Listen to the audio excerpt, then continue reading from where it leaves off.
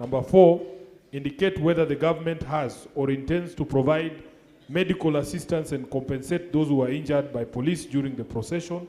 And finally, Mr. Speaker, outline any measures put in place to guard against intimidation and harassment of individuals exercising their constitutional right to demonstrate peaceably and to safeguard similar incidents in the future.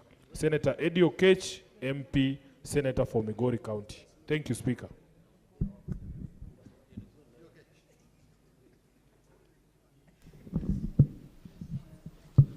Senator Veronica Maina.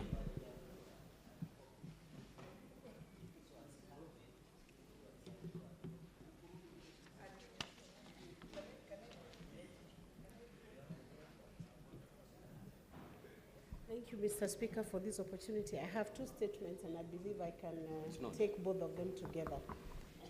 I have a statement on the effects of the proposed energy, electricity market, bulk supply, and open access regulations. Mr. Speaker, sir, I rise pursuant to Standing Order 53.1 to seek a statement from the Standing Committee on Energy regarding the effects of the proposed energy, electricity market, bulk petroleum regulatory authority, EPRA, on the electricity sector in the country. In the statement, the committee should, 1, explain the capacity of the proposed energy regulations 2024 to pave the way. Senator Veronica, your colleagues cannot hear you. Just use the other microphone. This one, okay. Mr. Speaker, sir, I rise pursuant to the Standing Order 53.1 to seek a statement from the Standing Committee on Energy regarding the effects of the proposed energy, electricity market, bulk supply, and open access regulations by the Energy and Petroleum Regulatory Authority on the electricity sector in the country. In the statement, the committee should, 1, explain the capacity of the proposed energy regulation 2024 to pave the way for a more dynamic and potentially more cost-effective energy market for Kenyan consumers. 2, state strategies and measures put in place by the Ministry of Energy to ensure a smooth and successful transition upon doing away with the monopoly in electricity transmission and distribution currently enjoyed by Kenya Power and Lighting Company Limited, KPLC. 3, elucidate any potential challenges and opportunities that are likely to be brought about by the proposed regulations with a view to safeguarding consumer interest throughout this transformation. 4, outline the extent to which independent power producers, IPPs, ignite healthy competition, potentially resulting in streamlining of the electricity market and ensuring optimal resource utilization, thereby fortifying the nation's power infrastructure and reliability. And 5, explain any oversight mechanism the government has put in place to ensure that the envisioned benefits for Kenyans are realized to the fullest, particularly enhanced market efficiency, the possibility of affording consumers a broader spectrum of choices of service providers, as well as inventive solutions and reduced electricity prices. Signed by myself. And I have a second statement, Mr. Speaker, on the efficiency and competitiveness of the Port of Mombasa. Mr. Speaker, sir, I rise pursuant to Standing Order 53.1 to seek a statement from the Standing Committee on Roads, Transportation and Housing regarding the efficiency and competitiveness of the Port of Mombasa. In the statement, the committee should, 1, report on the efficiency of the Port of Mombasa, providing details on how the vessel waiting and turnaround time. Order, Senator Kajwang. I've watched you very keenly. Now you're on the 6th minute, just exchanging greetings. Kindly make use of the lounge. It has no standing orders. Proceed, Senator Veronica.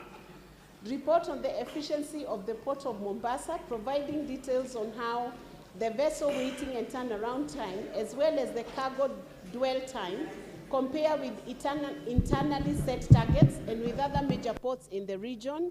2, state the impact of operations of the Port of Mombasa on Kenya's overall economic growth and development goals, particularly in terms of trade facilitation, job creation and revenue generation. 3, outline measures put in place by government to further increase efficiency at the port and to ensure its continued competitiveness in facilitating international trade. And 4, explain what the government is doing to incentivize the use of rail transport for cargo shipments, particularly through the SGR, Standard Gauge Railway, to ease pressure on road infrastructure, signed by myself. Thank you, Mr. Speaker. Senator Wakoli.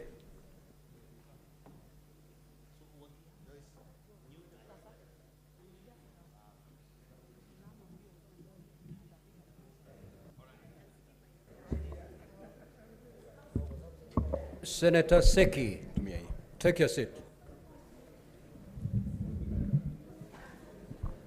Thank you, Mr. Speaker, sir. I rise pursuant to Standing Order 53-1 to seek a statement from the Standing Committee on Labor and Social Welfare regarding the policies governing confirmation of appointment into public service after probation period. In the statement, the committee should 1, elucidate the specific conditions and requirements necessary for a public servant to be confirmed in appointment following completion of the probation period in public service. 2, spell out the guidelines governing public servants serving under probation, highlighting both acceptable... Order, honorable senators. Senator Miraj and Senator Karen. You may consult, yes, but please keep it on. Thank you, Mr. Speaker. 2, spell out the guidelines governing public servants serving under probation, highlighting both acceptable practices and potential violations that may lead to demotion or disciplinary action. 3, conduct an investigation and furnish a comprehensive report on the recent matter at Kenya Railways concerning an officer who served on probation as General Manager of Supply Chain Management from 24th June 2023 to 15th February 2024, and was further appointed to the position of Procurement Manager following the completion of a probation period. And 4, recommend measures to be implemented by the relevant authorities to mitigate disputes between government and civil servants serving on probation. Thank you, Mr. Speaker, sir. Senator Edwin Sifuna.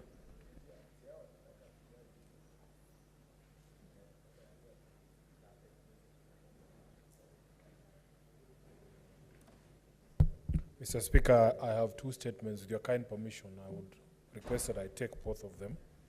Firstly, Mr. Speaker, I rise pursuant to Standing Order 53-1 to seek a statement from the Standing Committee on Education regarding the exclusion of alternative provision of basic education and training institutions, formerly known as APBET institutions, from the education framework.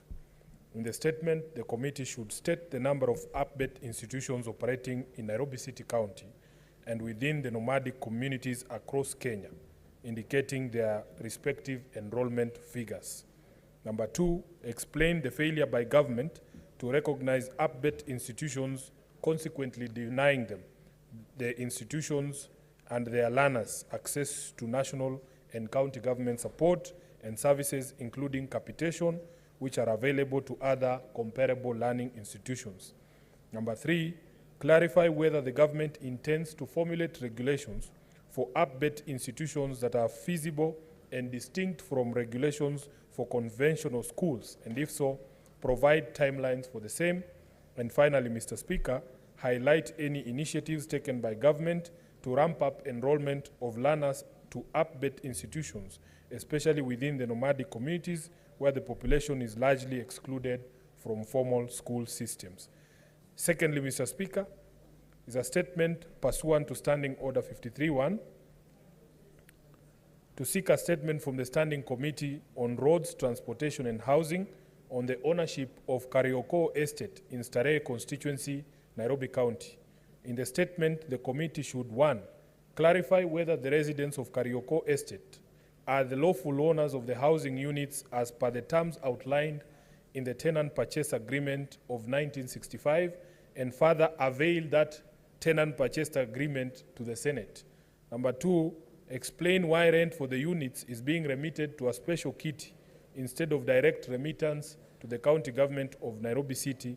And thirdly, Mr. Speaker, disclose the identity of the entity receiving rent from the units, outlining any existing agreements between the county government of Nairobi and that entity. I thank you, Mr. Speaker. Senator Tom Ojenda. That statement is dropped. Senator S.C. Okenyuri.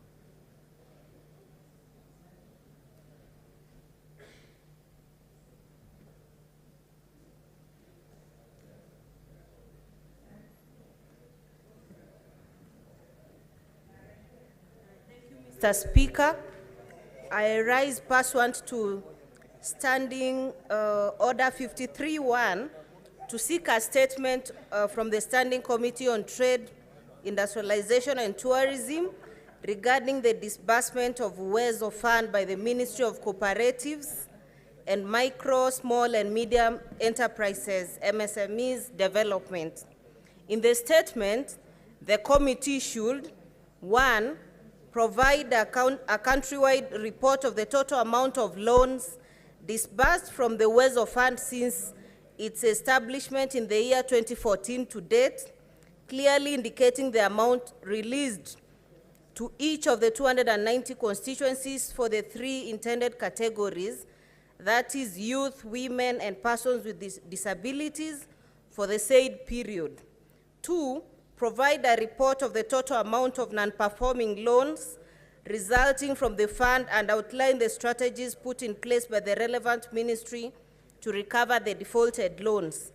3, report on its assessment on the economic impact the fund has had in expanding access to finances for the youth, women, and persons with disabilities for business and enterprise development since its inception. And finally, provide the most recent audited reports by the Auditor General on the fund and outline the measures being put in place by the ministry to ensure prudent and efficient use of the fund as anticipated in the Public Finance Management Act.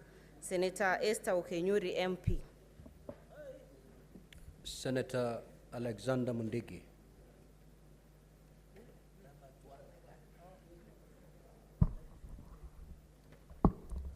Thank you, Mr. Speaker. Sir, request for statement on the state of early childhood development education ECDE teachers training in the country.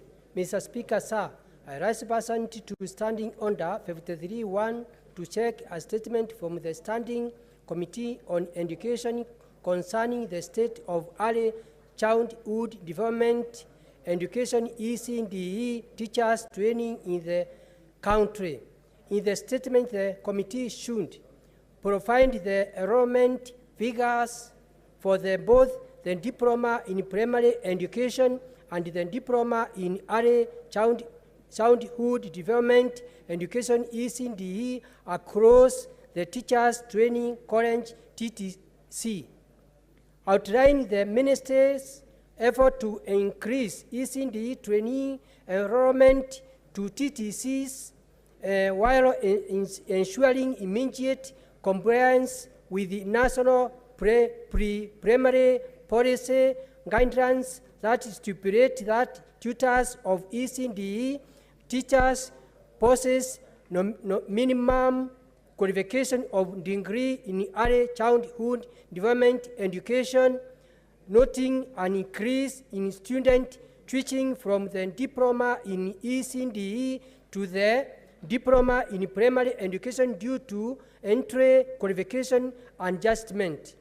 Detail in the immediate measures being taken by the ministry to current the inappropriate methodological training approach for the diploma in ECDE at TTC considering that current tutors in TTCs are primarily 24 primary education. 4. Specify the number of licensed private ECDE teachers training colleges offering the diploma in ECDE, providing an update on the current status of preliminary registered private ECDE training colleges that offered ECDE teachers training before the restructuring of teachers' education, and further outline plans for the licensing of additional private ECDE training colleges. And 5, spell out the ministry engagement with the stakeholders in the education sector towards addressing the challenges facing the training of ECDEs teachers in order to guarantee the country suitably trained teachers. Senator Alexander Mundigi, Embu County. Senator Fatuma Dulo. That statement is dropped. Senator Osotsi.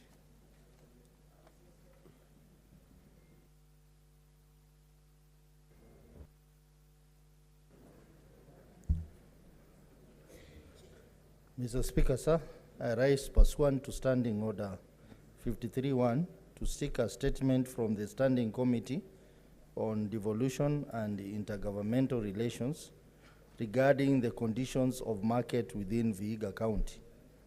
In the statement, the committee should, 1, report on the state of key markets in Vihiga County, including but not limited to Mbale, Majengo, Luanda, Serem, Chavakali, Cheptulu, Shamahogo, Esibuye, Mudete markets, specifically addressing the availability and functionality of essential services such as water supply, street lighting, waste management, and sanitation.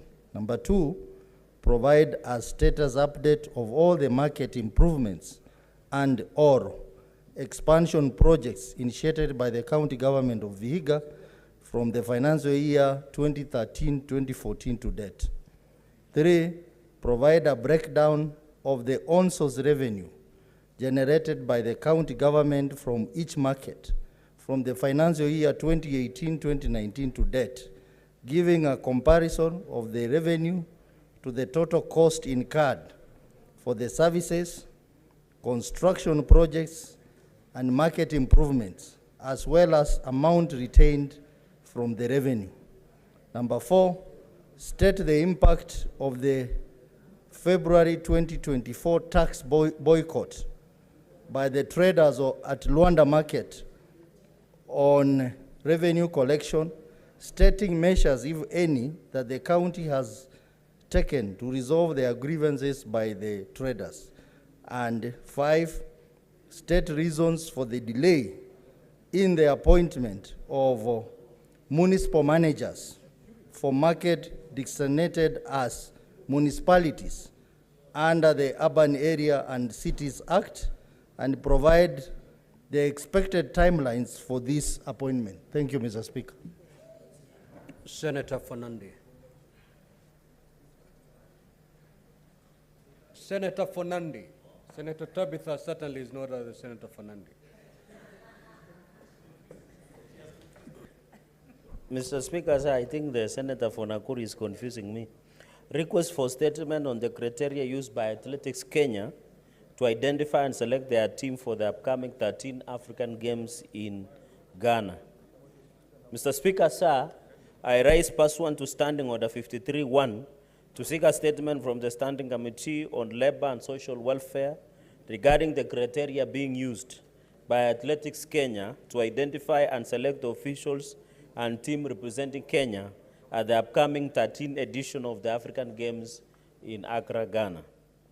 Mr. Speaker, sir, in the statement, the committee should, 1, outline the criteria being used by Athletics Kenya to select the team and officials who will represent Kenya, stating the level of preparedness by all the federations and teams currently preparing for the African Games to be held in Ghana.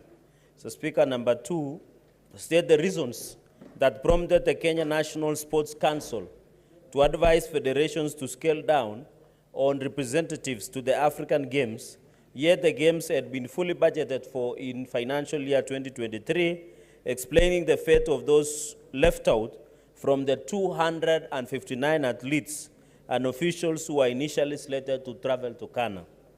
Number 3, explain any actions the Ministry of Sports, in collaboration with Athletics Kenya, has taken to ensure the morale and team spirit of Team Kenya remains high, considering that athletes had boycotted the track exercises at the Nyayo National Stadium because they were disgruntled.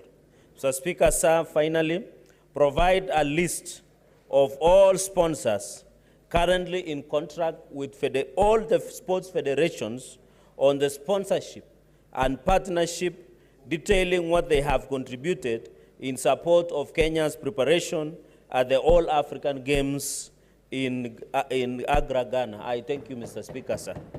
Senator John Kenywa.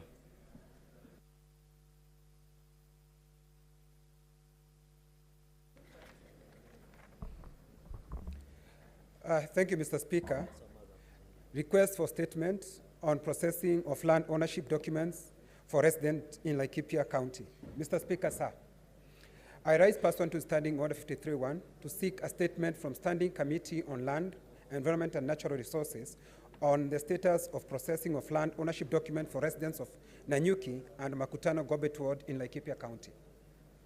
In the statement, the committee should, 1, provide a status update on the processing of title deeds and green cards for residents of Kanyoni and Sharon villages of Nanyuki and Makutano Gobet wards, respectively, stating the challenges encountered, if any. 2, state when the State Department of Lands and Physical Planning, in partnership with the National Land Commission, will issue the affected residents with title deeds and green cards for their parcel of land, while ensuring the accuracy of the land ownership documents. And 3, disclose the measures the Ministry of Lands, Public Works, Housing and Urban Development is implementing to streamline and accelerate the issuance of land ownership documents such as green cards and title deeds in the country, thereby reducing application backlog. I thank you, Mr. Speaker. Senator Tabitha Keroche.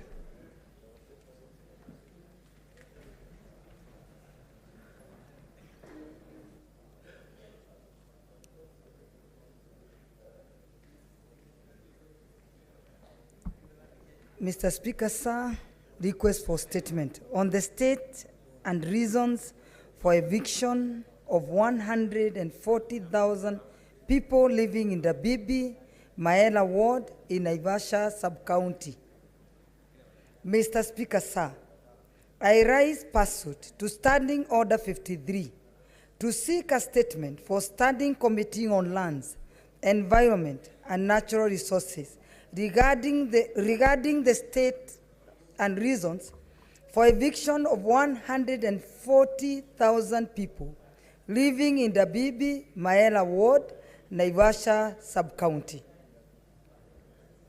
In the statement, the committee should state the reasons for forceful evictions of 140,000 people living in the Bibi Maela ward in Naivasha sub-county, and motive behind destruction of 40,000 homestead, illegal curfews, stealing of harvested maize by GSU officers, use of live ammunition against civilians in their residence, inhuman acts of violence, rape, arbitrary arrest, and illegal detention of more than 100 people in police cells outside Nakuru County.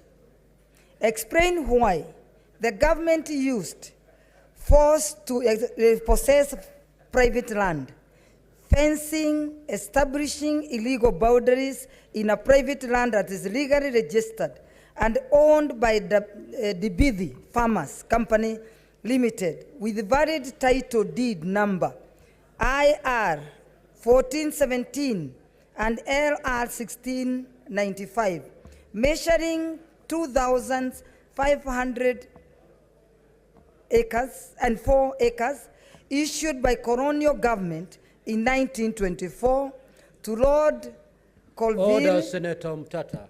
Colville, a white settler who gifted the land on 12th March 1974 on his 202 former workers registered under the name Dibidi Farmers Company Limited, which was registered on 26th May 1972.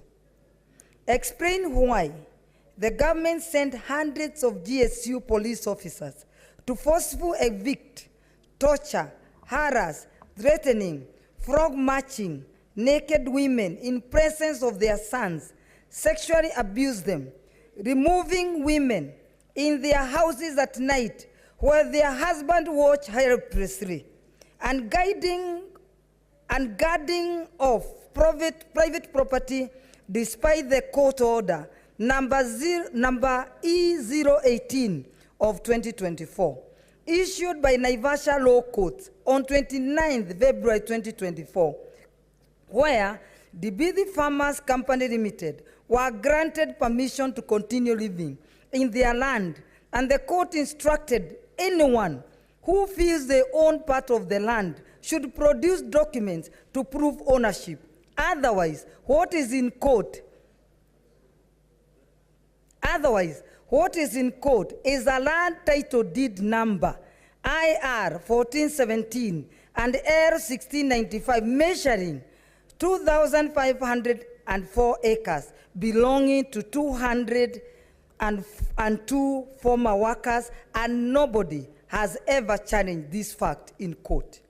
Explain why government officials, namely area chief, division officer, and sub-county commissioners, are leasing out and collecting illegal fees on private land owned by the Dibidi Farmers Company. Signed by Senator Keroche of Nakuru County. Asante. Senator John Methu. Thank you very much, Honorable Speaker. Honorable Speaker, sir, I rise pursuant to Standing Order 53-1 to seek a statement from the Standing Committee on Information, Communication and Technology on the increased number of dropped calls on the mobile network telecommunication service provider Safaricom.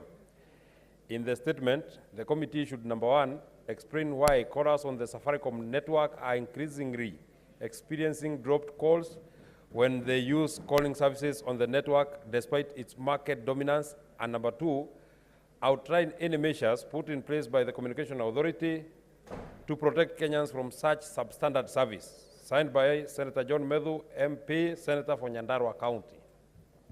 Senator Mohammed Chute. Thank you very much, Honorable Speaker.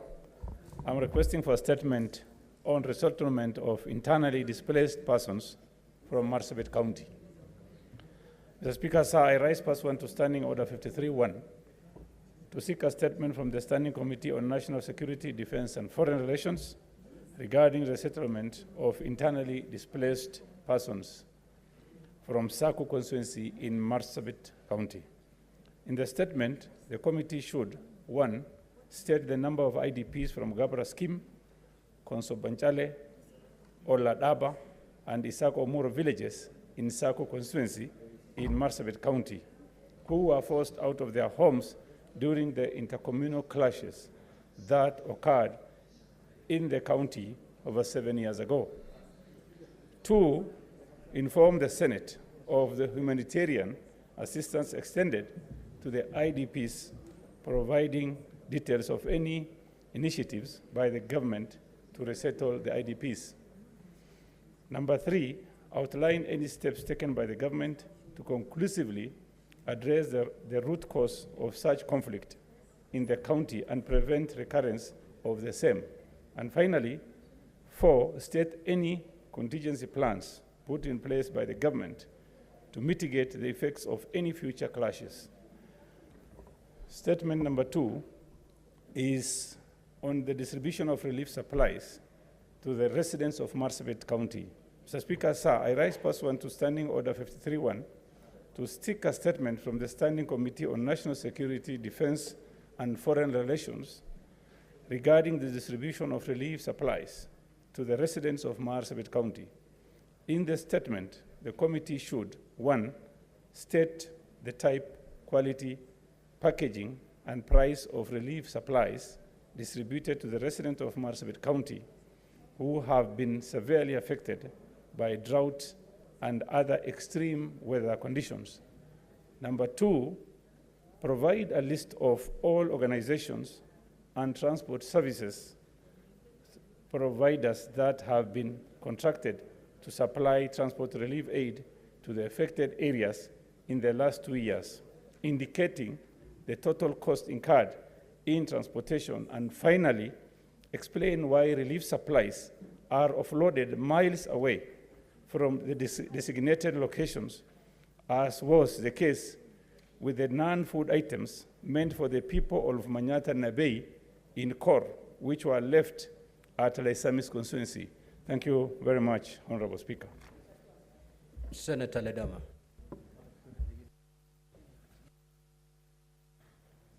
Thank you, Mr. Speaker. Mr. Speaker, I rise pursuant to Standing Order 53-1 to seek a statement from the Standing Committee on Education regarding the status of infrastructure projects undertaken by all county governments in the education sector. In the statement, Mr. Speaker, the committee should provide an audit report on the total budget utilized by all the 47 counties in the provision of infrastructure and services to primary and secondary schools, detailing the amount of money spent and indicate whether these activities have in any way disadvantaged early childhood development centers, ECDs. Number 2, provide a status of all preschools, early childhood development centers and nursery schools constructed by respective county governments. And finally, Mr. Speaker, give a detailed report of primary and secondary schools built by the respective county governments, particularly the Narok County government, indicating the budget used from financial year 2019-2020 to date. Thank you, Mr. Speaker. Now, there was a statement that is supposed to be made pursuant to Standing Order 52.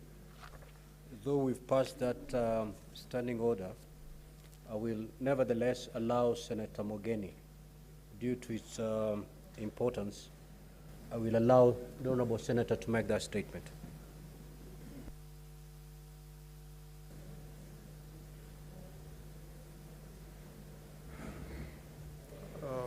Mr. Speaker, sir, I rise pursuant to Standing Order 52-1 to make a statement on a matter of general topical concern, namely disbursement for operating expenses of county and constituency operation offices. Mr. Speaker, sir, I take this opportunity to inform the House on the progress made in the disbursement of funds to county offices by the Parliamentary Service Commission, PSC. This I do appreciating my duty to this House, which approved my appointment as Commissioner to PSC on Wednesday, 9th November 2022. Mr. Speaker, sir, I wish to notify the House that the Parliamentary Service Commission had, as of Thursday, 7th March 2023, received and processed operational returns from 39 county offices. Mr. Speaker, sir, the Commission proceeded to process payment for the offices for their office operations for the quarter January to March 2024.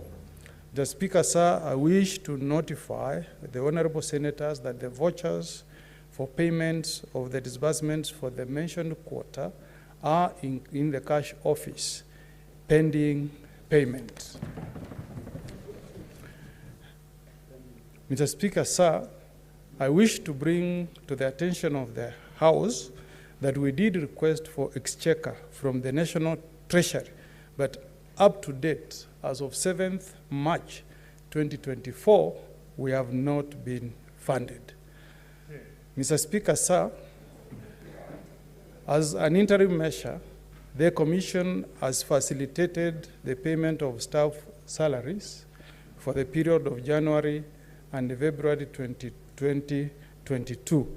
I therefore wish to bring to the attention of all honorable senators that though they are required to account for their office expenses for the period January, February, and March 2024, we have been unable to disburse this money to the respective accounts due to inability of release of exchequer by the national government. I therefore request senators to take note for general information and not to confront me on the corridors as to why money has not reached their accounts. Thank you, Mr. Speaker.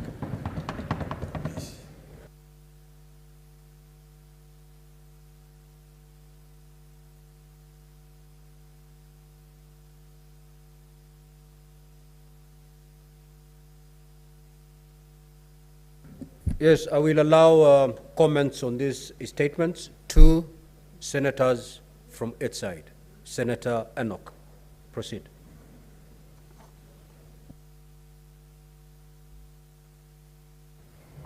I thank you, Mr. Speaker, for this opportunity. I also want to take this opportunity to thank Senator Commissioner Mogeni for updating the House on the status of the release of funds, especially for operations, to our respective county offices. The Speaker, we are in a situation where we are now beginning to play hide and seek with the electorate and even our own staff members. Because, Mr. Speaker, the funds that Senator Mogeni has made reference to for the operations, so the funds that senators will use for tea in the office, for hiring of taxis to different destinations. The Speaker, the amount of debt that has been accumulated by the respective offices of senators are staggering. Since January, Mr. Speaker, that amount has not been received in our counties. And it's actually, it even puts us in a very awkward situation that we require other government offices to operate and deliver services, but we are unable to operationalize our own offices. The Speaker, this is a matter that the Treasury must begin to take a lot more seriously than they do. That disbursements to different votes for Parliament should not be an afterthought.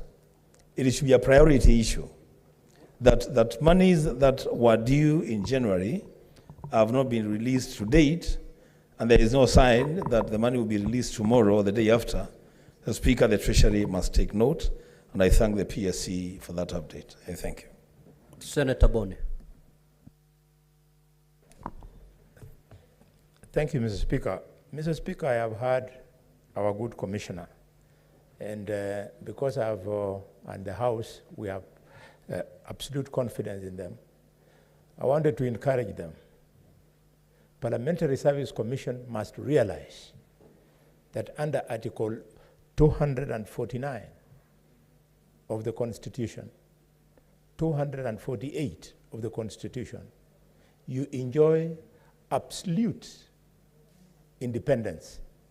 In fact, Mr. Speaker, if you allow, I would like to quote 249(2)(b), independent and not subject to direction or control by any person or authority, and that you are subject only to this Constitution and the law. Given this provision, given that the National Assembly has done the necessary appropriation, at what point does the Parliamentary Service Commission, and I'm not addressing Senator Mogeni, I'm addressing the Commission, do you lose your independence that the envisaged independence of the budget of Parliament ends up being subject to the direction of the executive?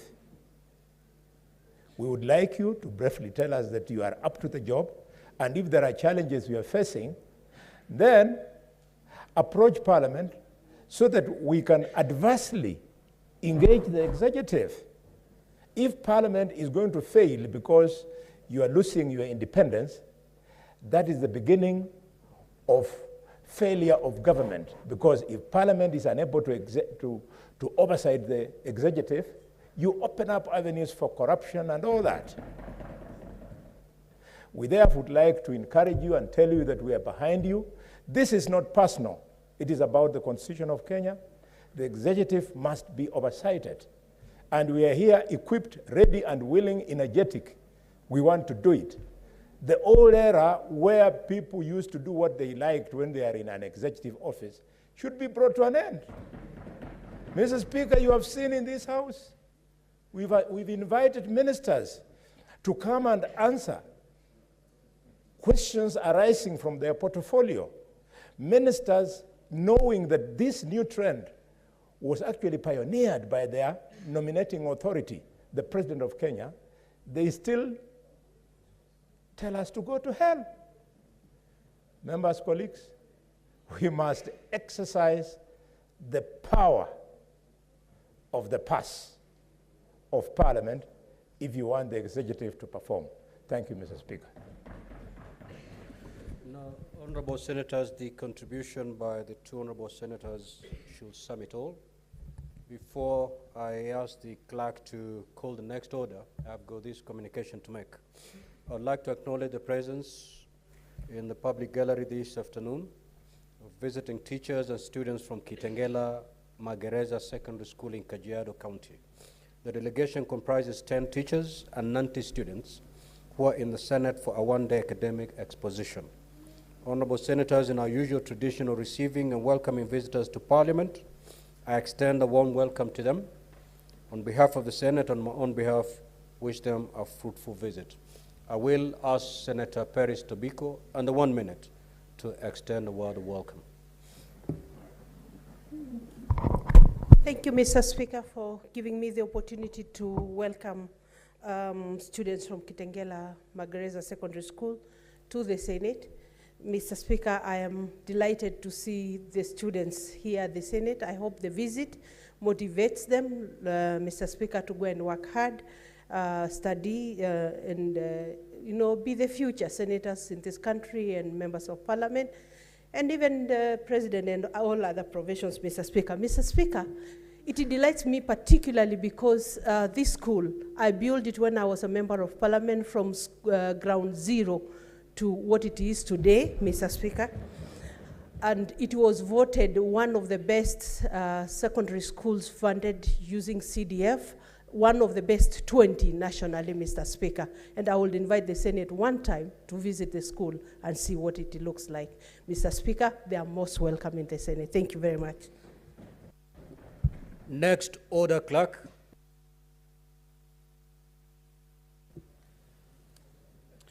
Order number 8. Honorable clerk, just have a seat before we stoke some war in Kajiado County. I will allow Senator Seki under 1 minute to extend. Thank you, Honorable Speaker.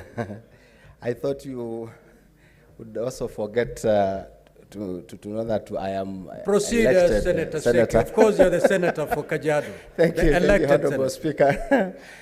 Let me take this opportunity to also welcome, on behalf of the Senate, welcome the student from Kitengela Mixed Secondary School, together with the teachers. Yes, I'm the senator for Kajiado, Honorable Seki, and I really want to appreciate you coming, that you're here today to learn from the Senate. And I really want to thank Honorable Peris for being a pillar of our county, particularly Kajiado East, to establish this school in 2017. And we can see now the fruits for you being here. Thank you very much, and as you go back home, I think we will have learned quite a lot, and really thank God, and thank you, Honorable Speaker. Thank you very much. Next order, clerk. Order number 8, procedural motion, alteration of the hours of meeting for Wednesday 13th and Thursday 14th of March 2024. The Majority Leader.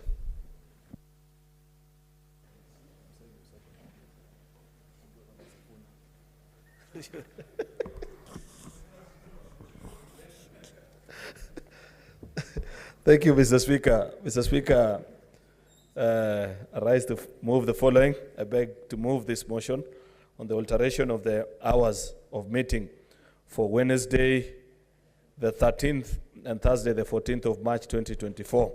That notwithstanding the resolution of the Senate made on the 15th February 2024, pursuant to Standing Order number 32 of the approval of the Senate calendar, regular sessions for the third session 2024, and pursuant to Standing Order number 34 4B, the Senate resolves to alter its hours of meeting on Wednesday 13th March 2024 and Thursday 14th March 2024 as follows. 1. Morning sitting at 9 a.m. to 1 p.m. and 2. Afternoon sittings at 2:30 p.m. until the conclusion of business listed on the order paper of the day, in order to investigate the proposed removal from office by way of impeachment of the Honorable Dr. Robert Monda, the Deputy Governor of Kisii County. Mr. Speaker, sir, this is a procedural motion just for good order of the House to realign our timetable. You know that we have specific business provided in the standing order that we transact every Wednesday morning. That's a questions time with ministers and motions for members, and the normal ordinary business that we do in the afternoons. And on Thursdays as well, Mr. Speaker, you know that we normally don't have morning sittings, but because of the important exercise that is before us, we have to meet on Thursday morning as well. And in the afternoon on that Thursday, Mr. Speaker, when we reconvene after lunch at 2:30, we hope to sit until late into the night, as is a practice now established, Mr. Speaker, to listen to the impeachment hearing, impeachment motion, Mr. Speaker, after senators will have listened, of course, to the proceedings and eventually take a vote, Mr. Speaker, to decide the fate of the Honorable Deputy Governor of Kisii. Therefore, Mr. Speaker, it is important for us to pass this motion today so as to be able to transact tomorrow in a straightforward matter. This is a straightforward issue, Mr. Speaker, which I don't think I need to canvass beyond that. I beg to request the Leader of Minority, the Senator Retired Justice Stewart Matsayo, to second. I thank you, Mr. Speaker. Thank you, Mr. Speaker. Mr. Speaker, I second the motion.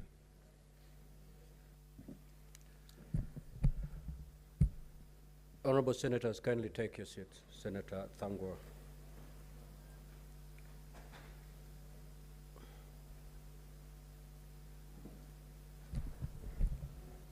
Now, Honorable Senators, I'll proceed to propose the question. That notwithstanding the resolution of the Senate made on the 15th of February 2024, pursuant to Standing Order 32 on the approval of the Senate calendar and regular sessions for the third session 2024, and pursuant to Standing Order 34 4B, the Senate resolves to alter its hours of meeting on Wednesday 13th of March 2024 and Thursday 14th of March 2024 as follows.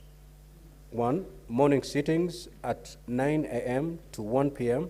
and 2. Afternoon sittings at 2:30 p.m. until conclusion of business listed in the order paper of the day, in order to investigate the proposed removal from office by way of impeachment of the Honorable Dr. Robert Monda, the Deputy Governor of Kisii County. Now, Honorable Senators, this being a procedural motion, you may elect to debate this motion or allow me to move to put the question so that we vote. Very well. With your concurrence, Honorable Senators, I will proceed thus.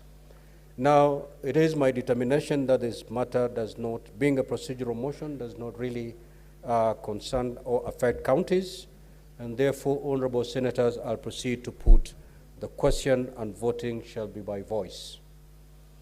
that notwithstanding the resolution of the Senate made on the 15th of February 2024, pursuant to Standing Order 32 on the approval of the Senate calendar regular sessions for the third session 2024, and pursuant to Standing Order 34 4B, the Senate resolves to alter its hours of meeting on Wednesday 13th of March 2024 and Thursday 14th of March 2024 as follows. 1. Morning sittings at 9 a.m. to 1 p.m. and 2. Afternoon sittings at 2:30 p.m. until conclusion of business listed in the order paper of the day, in order to investigate the proposed removal from office by impeachment of the Honorable Dr. Robert Monda, the Deputy Governor of Kisii County. Will as many as of that opinion say aye? Aye.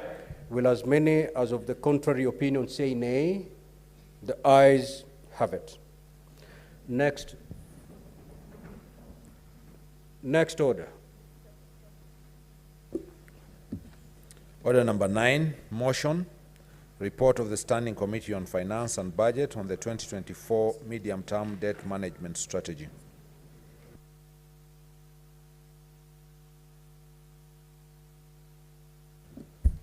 Honorable Senators, allow me to invoke Standing Order 45-2 for the convenience of the House to rearrange today's order paper. We will skip order number 9 and move straight away to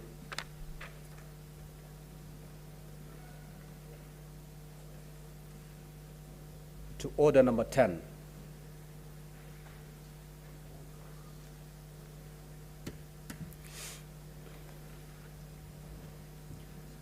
Very well.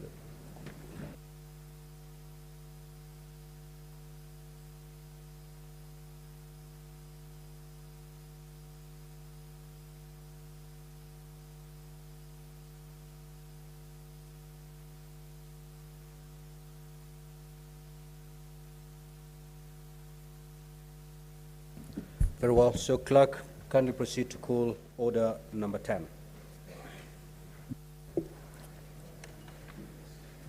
Order number 10, Committee of the Whole, the Affordable Housing Bill, National Assembly Bills number 75 of 2023.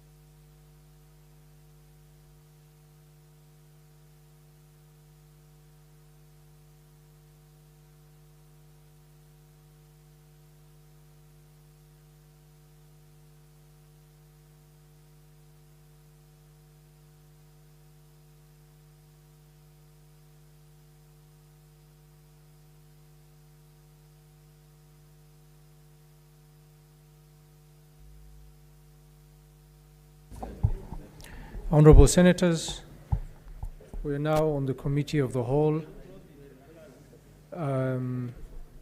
to look at the Affordable Housing Bill, National Assembly Bills number 75 of 2023. Clause 3. I propose the question that Clause 3 be part of the bill. Amendment to be moved by Senator Okongo Mugeni.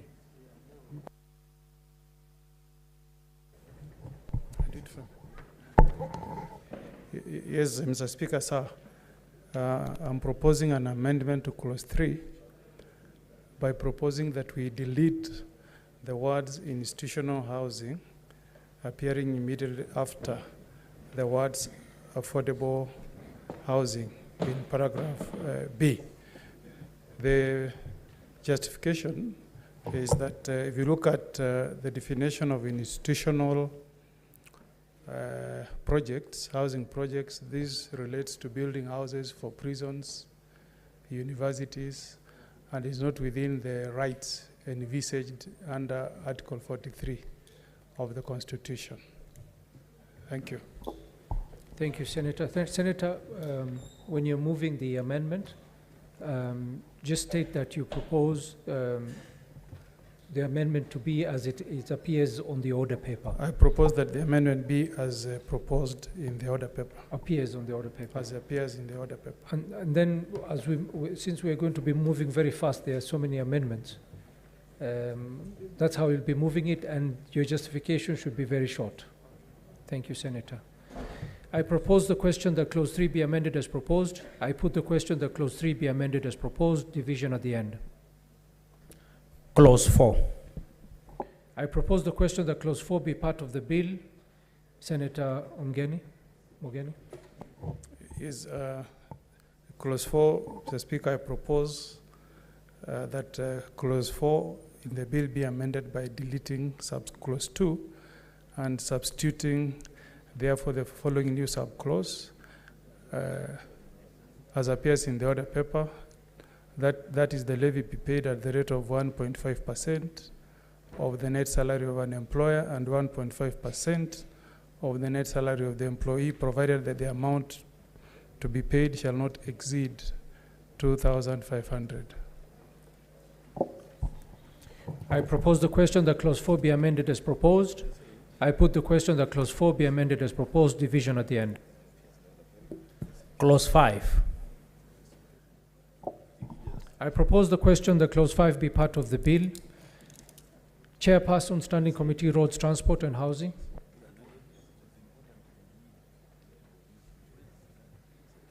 Thank you very much, Mr. Chairman. I propose the amendment as it appears on the order paper. Justification: this amendment seeks to capture all legal persons and not just businesses or companies. This amendment will ensure equity in application of the exemption.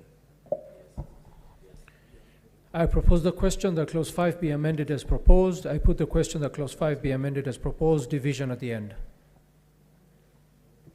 Clause 6. I propose the question that Clause 6 be part of the bill. Senator Mugeni. Mr. Speaker, I propose that Clause 6 be amended as appears on the order paper. Justification, Mr. Speaker, is that we have the Cabinet to provide in the notice that the following persons are exempt from Section 4 to the extent specified in the notice, which is any person who has a subsisting mortgage that is not contemplated under this Act. B, any person residing in a rural area and in a position of certificate of title registered in their name. C, any person engaged in agricultural farming or business activities whose annual turnover is less than 288,000 per year. D, any person aged 55 years and over and is engaged in informal business activities. E, any person with less than 5 years remaining to statutory retirement at the time of enactment of this Act. And F, any person diagnosed with a terminal illness by a certified medical professional. I propose the question that Clause 6 be amended as proposed. I put the question that clause 6 be amended as proposed, division at the end. Clause 7. I propose the question that clause 7 be part of the bill. Chairperson, Standing Committee, Roads, Transport and Housing.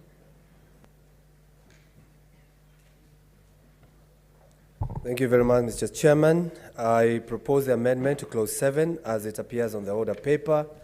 Justification. The levy seeks to raise financing for the provision of the right to housing, and therefore delays should be discouraged. This provision seeks to ensure that delays are reduced. I propose the question that clause 7 be part of the bill. I put the question that clause 7 be amended as proposed, division at the end. Clause 8. I propose the question that clause 8 be part of the bill. I put the question that clause 8 be part of the bill, division at the end. Clause 9. I propose the question that clause 9 be part of the bill. Chairperson, Standing Committee, Roads, Transport and Housing. Mr. Chairman, I propose the amendment on clause 9 as it appears on the order paper. Justification. This amendment seeks to correct a cross-referencing error. I propose the question that clause 9 be amended as proposed. I put the question that clause 9 be amended as proposed, division at the end. Clause 10. I propose the question that clause 10 be part of the bill. Senator Mugeni. Mr. Speaker, I propose that clause 10 be amended as appears in the order paper. Mr. Speaker, the justification is to delete. Senator, let me explain.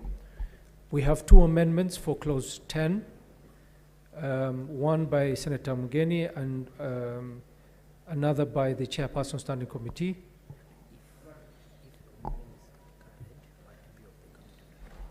And if Senator Mugeni's amendment is carried, Part B of the proposed amendment by the committee will be dropped. You can proceed, Senator Mugeni. Thank you, Mr. Speaker. I propose that clause B be amended as appears in the order paper. The justification, Mr. Speaker, is to remove institutional housing projects from entities that will benefit from affordable housing. Thank you.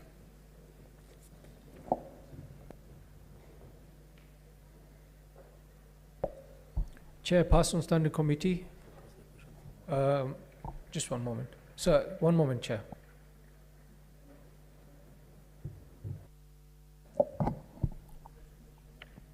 I propose the question that clause 10 be amended as proposed. I put the question that clause 10 be amended as proposed, division at the end. Further amendment, clause 10. I propose the question that clause 10 be part of the bill. Chairperson, Standing Committee. Thank you very much, Mr. Chair. I propose the amendments as they appear on the order paper. Justification, this amendment seeks to include the aspects of design and maintenance in the purpose of the fund, and also the amendment seeks to empower the board to provide post-development services to projects still under the management. Thank you, Mr. Chairman. I propose the question that clause 10 be amended as proposed. I put the question that clause 10 be amended as proposed, division at the end. Clause 11. We also have two amendments for this, one by Senator Mugeni and one by the committee. The two amendments are not conflicting. Senator Mugeni, clause 11. I propose the question that clause 11 be part of the bill. Mr. Speaker, I propose that clause 11 be amended as appears in the order paper. Mr. Speaker, the justification is to have all monies collected for affordable housing be given to county governments as conditional grant in accordance with the Public Finance Management Bill and in line with the provisions of the 6th schedule that demarcates functions between national government and county government, development functions being a preserve of county governments. And if boards were to undertake this function, it will be in conflict with clear and unequivocal provisions of the Constitution. Thank you. I propose the question that clause 11 be amended as proposed. I put the question that clause 11 be amended as proposed. Division at the end. Chairperson, Standing Committee on Roads, Transport and Housing. Thank you very much, Chair. I propose the amendment as they appear on the order paper. Justification, Mr. Speaker. These amendments seek to reduce payment that may be made to the Kenya Revenue Authority for the services provided from the current 2% to 0.5%. This is because the authority is already mandated to carry out the task of collection of payment due to government. And also, Mr. Chair, this amendment seeks to facilitate the county committees to carry out their functions. Remember, the first bill did not have the county boards. We introduced that in this section. And also, this amendment seeks to ensure that, justification, this amendment seeks to ensure that the investment plan is tabled before both houses of parliament. This will ensure that the Senate, as the protector of counties and their governments, is appraised of 5-year affordable housing investment program.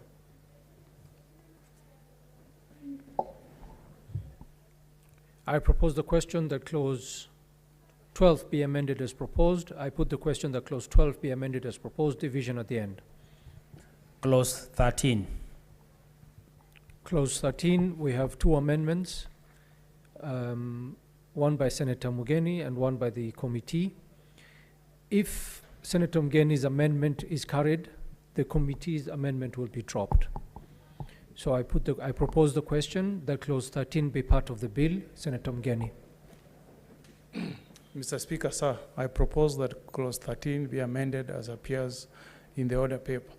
The justification, Mr. Speaker, is that the proposed bill creates a board that should be in charge of dealing with investment programs on all housing projects in counties. And this will be in conflict with the 6th schedule, part 2, section 8 of the Constitution that reserves housing and development as a function of counties. The amendment proposes, therefore, that this function be undertaken by each county, which shall submit annual investment programs to the Senate and not to the National Assembly. Further, it's proposed that each county will submit their annual investment programs to the Senate. Thank you, Mr. Speaker. I propose the question that clause 13 be amended as proposed. I put the question that clause 13 be amended as proposed. Division at the end. Further amendments. Chairperson, Standing Committee, Roads, Transport and Housing.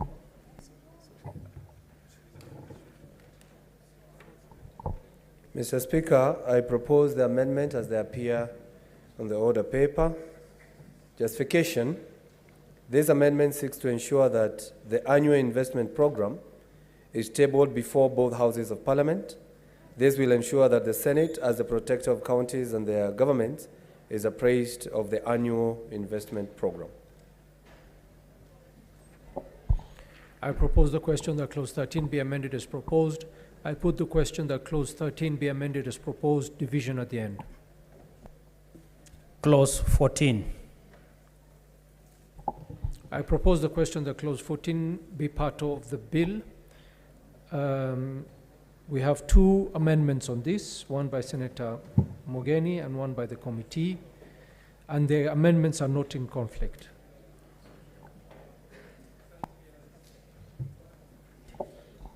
I propose the question that clause 14 be part of the bill. Chairperson, Standing Committee on Roads, Transport and Housing. Thank you very much, Mr. Speaker. This is just the correction of grammar. I propose the amendments as they appear on the order paper, and justification is that this amendment seeks to introduce gender-neutral language.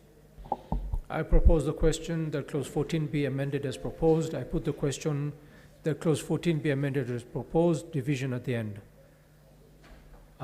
Further amendments, Senator Mugeni. Mr. Speaker, I propose that clause 14 be amended as appears in the order paper.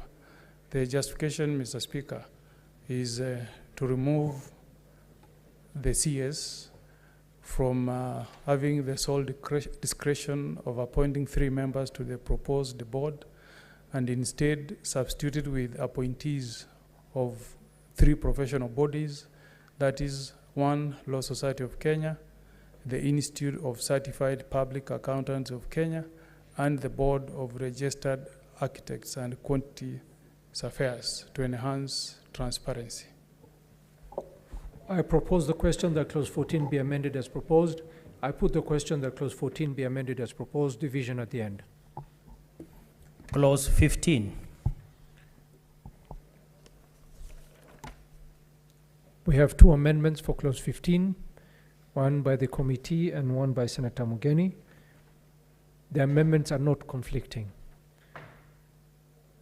I propose the question that clause 15 be part of the bill. Senator Mugeni. Mr. Speaker, I propose that clause 15 be amended as appears in the order paper. Mr. Speaker, the justification is to remove institutional housing as one of the beneficiaries of affordable housing, as that is not an envisaged right under Article 43 of the Constitution. Thank you. I propose the question that clause 15 be amended as proposed. I put the question that clause 15 be amended as proposed, division at the end. Further amendments? Chairperson, Standing Committee, Roads, Transport and Housing. Mr. Speaker, I beg to move the amendments as they appear on the order paper. Justification: this amendment seeks to empower the board to inspect developments funded by the fund and enforce compliance with the Act. I propose the question that clause 15 be amended as proposed. I put the question that clause 15 be amended as proposed, division at the end.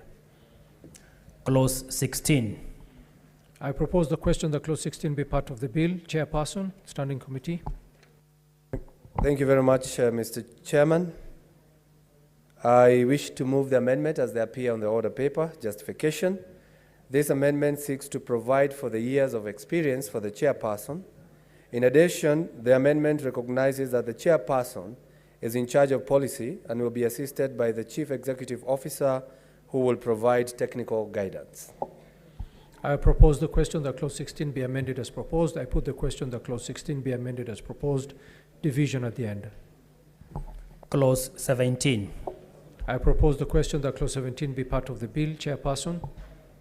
Thank you very much, Mr. Speaker. I wish to move the amendment as they appear on the order paper.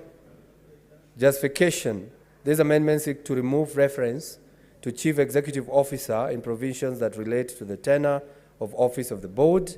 It also seeks to introduce gender-neutral language, and also the amendment seeks to remove reference to Chief Executive Officer in the provisions of the tenure of the office of the board. I propose the question that clause 17 be amended as proposed. I put the question that clause 17 be amended as proposed, division at the end. Clause 18. I propose the question that clause 18 be part of the bill. Chairperson. Thank you, Mr. Speaker. I move the amendment as they appear on the order paper. And justification: these amendments seek to remove reference to the Chief Executive Officer in provisions that relate to the filling of a vacancy that arises in the board. I propose the question that clause 18 be part of the be amended as proposed. I put the question that clause 18 be amended as proposed, division at the end. Clause 19. I propose the question that clause 19 be part of the bill. Chairperson. Thank you very much, Mr. Speaker. I wish to move the amendment as they appear on the order paper. Justification: this amendment seeks to clarify which amongst the 3 schedules the section is referring to. I propose the question that clause 19 be amended as proposed. I put the question that clause 19 be amended as proposed, division at the end. Clauses 20, 21, and 22. I propose the question that clauses 20, 21, and 22 be part of the bill. I put the question that clauses 20, 21, 22 be part of the bill, division at the end. Clause 23. I propose the question that clause 23 be part of the bill. Chairperson, Standing Committee. Thank you very much, Mr. Speaker. I wish to move the amendment as they appear on the order paper. Justification: the amendment seeks to align the bill to the leadership and integrity provisions under the Constitution, and also it seeks to introduce the tenure of office for the Chief Executive Officer that is in line with the Muongozo Code of Governance. I propose the question that clause 23 be amended as proposed. I put the question that clause 23 be amended as proposed, division at the end.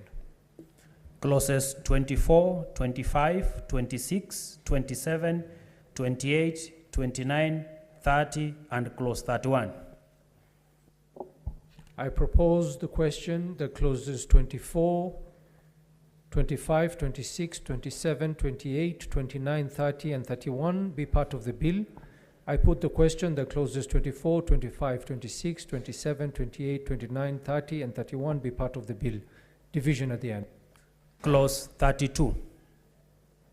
I propose the question that clause 32 be part of the bill.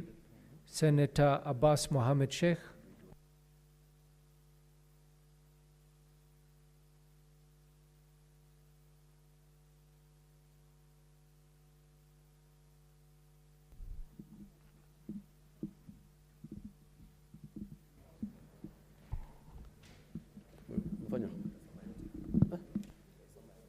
Okay. Thank you, Honorable Chair. I propose that the bill is amended by deleting clause 32 and substituting, therefore, the following new sections.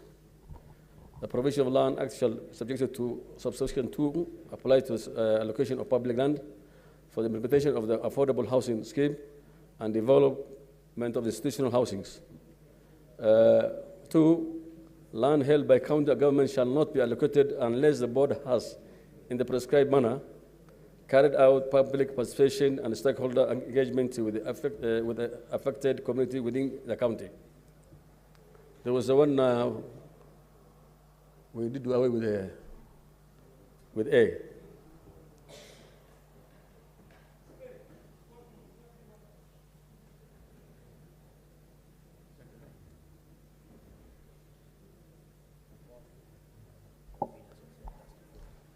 Senator Abbas, please read it again for the convenience of other senators to follow. Chairman, I'm saying that the bill be amended, deleting clause 32 and substituting, therefore, the following new section. 32A1, the provision of the Land Act shall, subject to subsection 2, apply to the allocation of public land for the implementation of the affordable housing scheme and development of institutional housing scheme. 2, land held by county government shall not be allocated unless the board has, in the prescribed manner. We have done away with A in consultation with the committee. So now A is going to be carried out public participation and stakeholder engagement with the affected community within the county.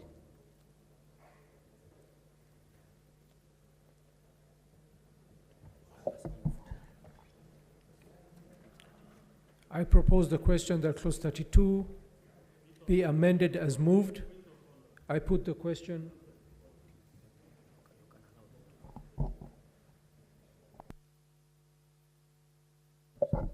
Deputy Speaker, go ahead, make your contribution.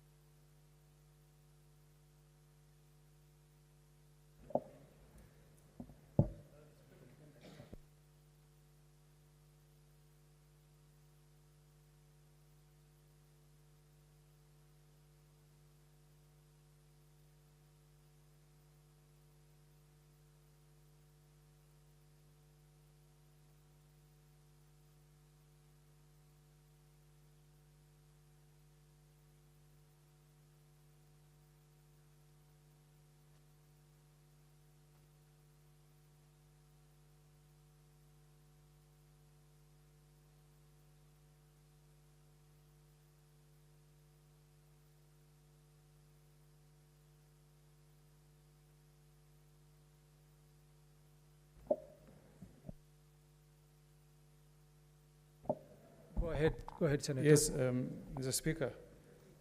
Sir, I'd moved an amendment that was doing away with the institutional housing. But the amendment by Senator Abbas, it's like he's moving his amendment retaining institutional housing. which I had proposed to delete. So I want your directions.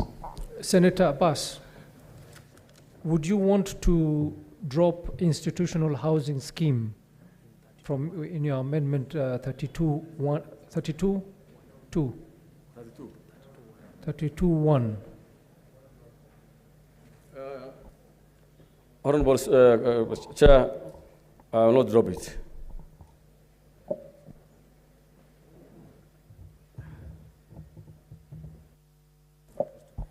I propose the question that clause 32 be amended as proposed by Senator Abbas. I put the question that clause 32 be amended as proposed by Senator Abbas, division at the end. Clause 33. I propose the question that clause 33 be part of the bill. Chairperson, Standing Committee. Thank you very much, Mr. Speaker. I wish to propose the amendment as they appear on the order paper. Justification: this amendment seeks to clarify that it is the board that is empowered to enter into contracts on behalf of the fund. I propose the question that clause 33 be amended as proposed. I put the question that clause 33 be amended as proposed, division at the end. Clause 34. I propose the question that clause 34 be part of the bill, amendment by Senator Mogeni. Oh, sorry, there are two amendments. The committee will have to drop amendments if Senator Mogeni's amendment goes through.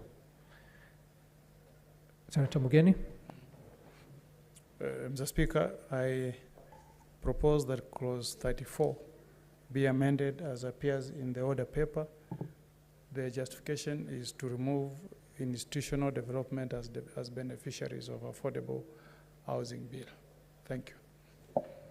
I propose the question that clause 34 be deleted. I put the question that clause 34 be deleted, division at the end. Further amendments by Chairperson Committee. Thank you very much, Mr. Speaker. I wish to propose the amendment as they appear on the order paper. And justification is that this amendment seeks to clarify that it is the board that is empowered to enter into contracts on behalf of the fund. I propose the question that clause 34 be amended as proposed. I put the question that clause 34 be amended as proposed, division at the end. Clause 35.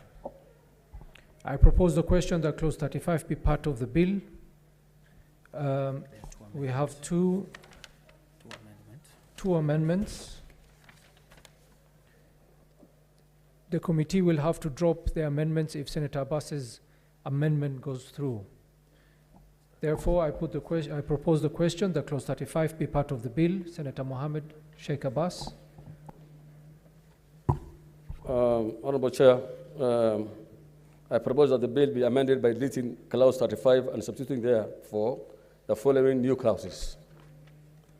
1, the board may enter into an agreement with the private institutions, A, to develop and construct affordable housing units and associated social and physical infrastructures, B, for the supply of goods and materials in connection with the construction of affordable housing. 2, the board shall, before entering into the agreement under the subsection 1, publish at least 2 newspapers of nationwide circulations and electronic media, a notice of intentions to enter into agreement and invitation to tenders from the public in the prescribed form. 3, the Cabinet Secretary may, in consultation with the board, prescribe guidelines for the publication of a notice under subsection 2, an invitation to tender.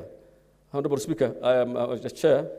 The amendment of 35 is a vital measure to ensure transparency, fairness, and public participation.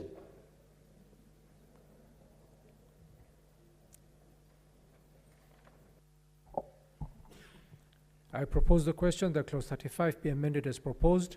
I put the question that clause 35 be amended as proposed, division at the end. Further amendments, Chairperson, Standing Committee. Thank you very much, Mr. Speaker. I wish to propose the amendment as they appear on the order paper. Justification: this amendment seeks to clarify that it is the board that is empowered to enter into contracts on behalf of the fund.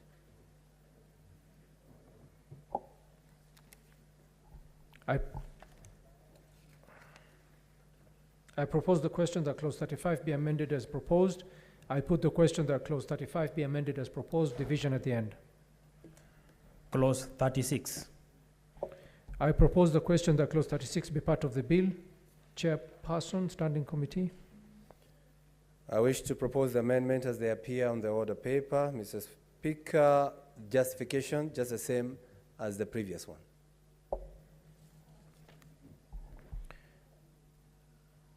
I propose the question that clause 36 be amended as proposed. I put the question that clause 36 be amended as proposed, division at the end.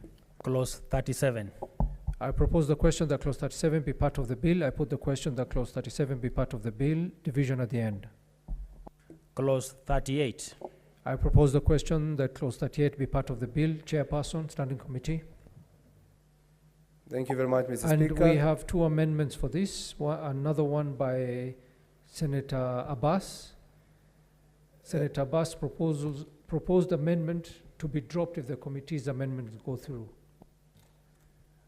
Mr. Speaker, if you give me just a minute to consult with Senator Abbas. Yeah, it's okay.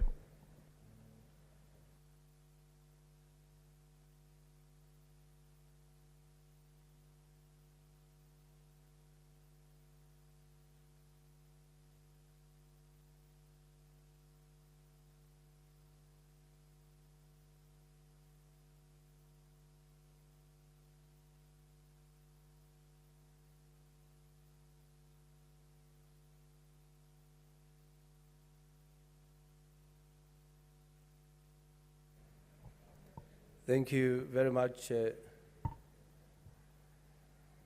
Thank you very much, Mr. Speaker. Maybe Senator Abbas could go first before I move my amendment. Go ahead, Senator Abbas.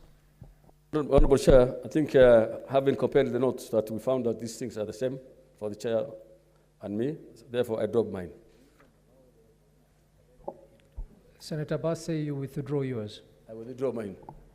Very well. Chairperson, move, please. Thank you very much. We consulted very fast on that one. Mr. Speaker, I wish to propose the amendment as they appear on the order paper. And justification, this amendment seeks to clarify that a person refers to a natural person and that the said person may only access one unit. This will ensure that the objectives of the bill to ensure that Kenyans have access to affordable housing is achieved. I propose the question that clause 38 be amended as proposed. I put the question that clause 38 be amended as proposed, division at the end. Clause 39. We have two amendments for clause 39 and they are not conflicting. I propose the question that clause 39 be part of the bill.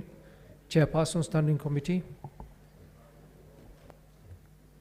Thank you very much, Mr. Speaker. I wish to propose the amendment as they appear on the order paper. Justification, this amendment seeks to correct a cross-referencing error. I propose the question that clause 39 be amended as proposed. I put the question that clause 39 be amended as proposed, division at the end. Further amendment, Senator Mohammed Abbas.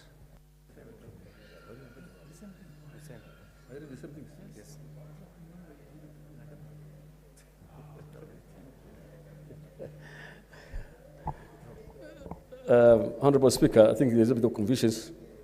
Clause 39, I've withdrawn.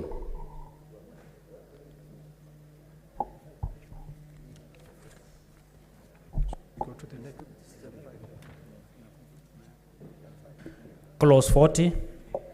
I propose the question that clause 40 be part of the bill. Chairperson, Standing Committee.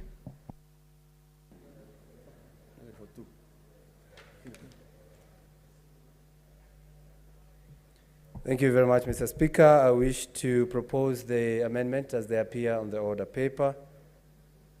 Clause 40, right? Justification, this amendment seeks to clean up on the numbering. I propose the question that clause 40 be amended as proposed. I put the question that clause 40 be amended as proposed, division at the end. Clause 41. I propose the question that clause 41 be part of the bill. Chairperson.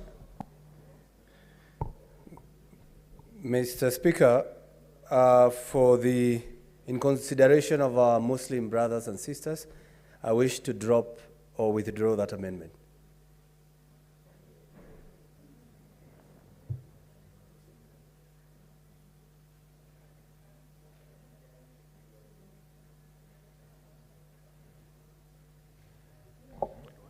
Chairperson, for the record, could you state that you're withdrawing clause 41? Mr. Speaker, I wish to withdraw clause 41 that we were amending by deleting where applicable for the sake of our Muslim brothers and sisters.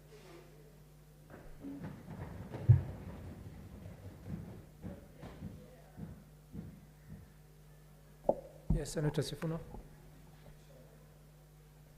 I want some clarity on how you withdraw a clause. I thought he should be proposing to delete the clause.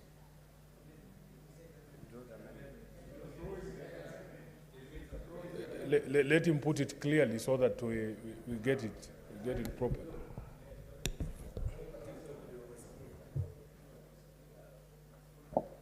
I'll make the clarification, Senator Sifuna.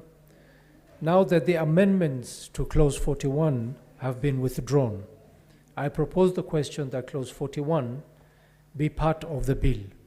I put the question that clause 41 be part of the bill, division at the end. Clause 42. I propose the question that clause 42 be part of the bill. Chairperson. Thank you very much, Mr. Speaker. I wish to propose the amendment as they appear on the order paper. Justification, Mr. Speaker. This amendment provides for use of voluntary savings and the land title deeds at the rural areas as collateral for the provision of an affordable mortgage to facilitate the development of a rural affordable housing unit by a voluntary contributor who has been denied or who has not gotten an affordable housing unit. I propose the question that clause 42 be amended as proposed. I put the question that clause 42 be amended as proposed, division at the end. Clause 43. I propose the question that clause 43 be part of the bill. I put the question that clause 43 be part of the bill, division at the end. Clause 44. I propose the question that clause 44 be part of the bill. Chairperson. Thank you very much, Mr. Speaker. I wish to propose the amendment as they appear on the order paper. Justification, Mr. Speaker. This amendment seeks to increase the penalty for misappropriation of the monies of the fund. We have increased from 10 million to 20 million, and a term not exceeding 10 years if you misappropriate this money. I propose the question that clause 44 be amended as proposed. I put the question that clause 44 be amended as proposed, division at the end. Clause 45. Senator Abbas, what is it? Honorable Chair, I think you have omitted two of my amendments. One is 37A, clause 37A, and then you have omitted also clause 42A, ownership and affordables. Senator Abbas, those are new clauses. We will come back to them. Okay.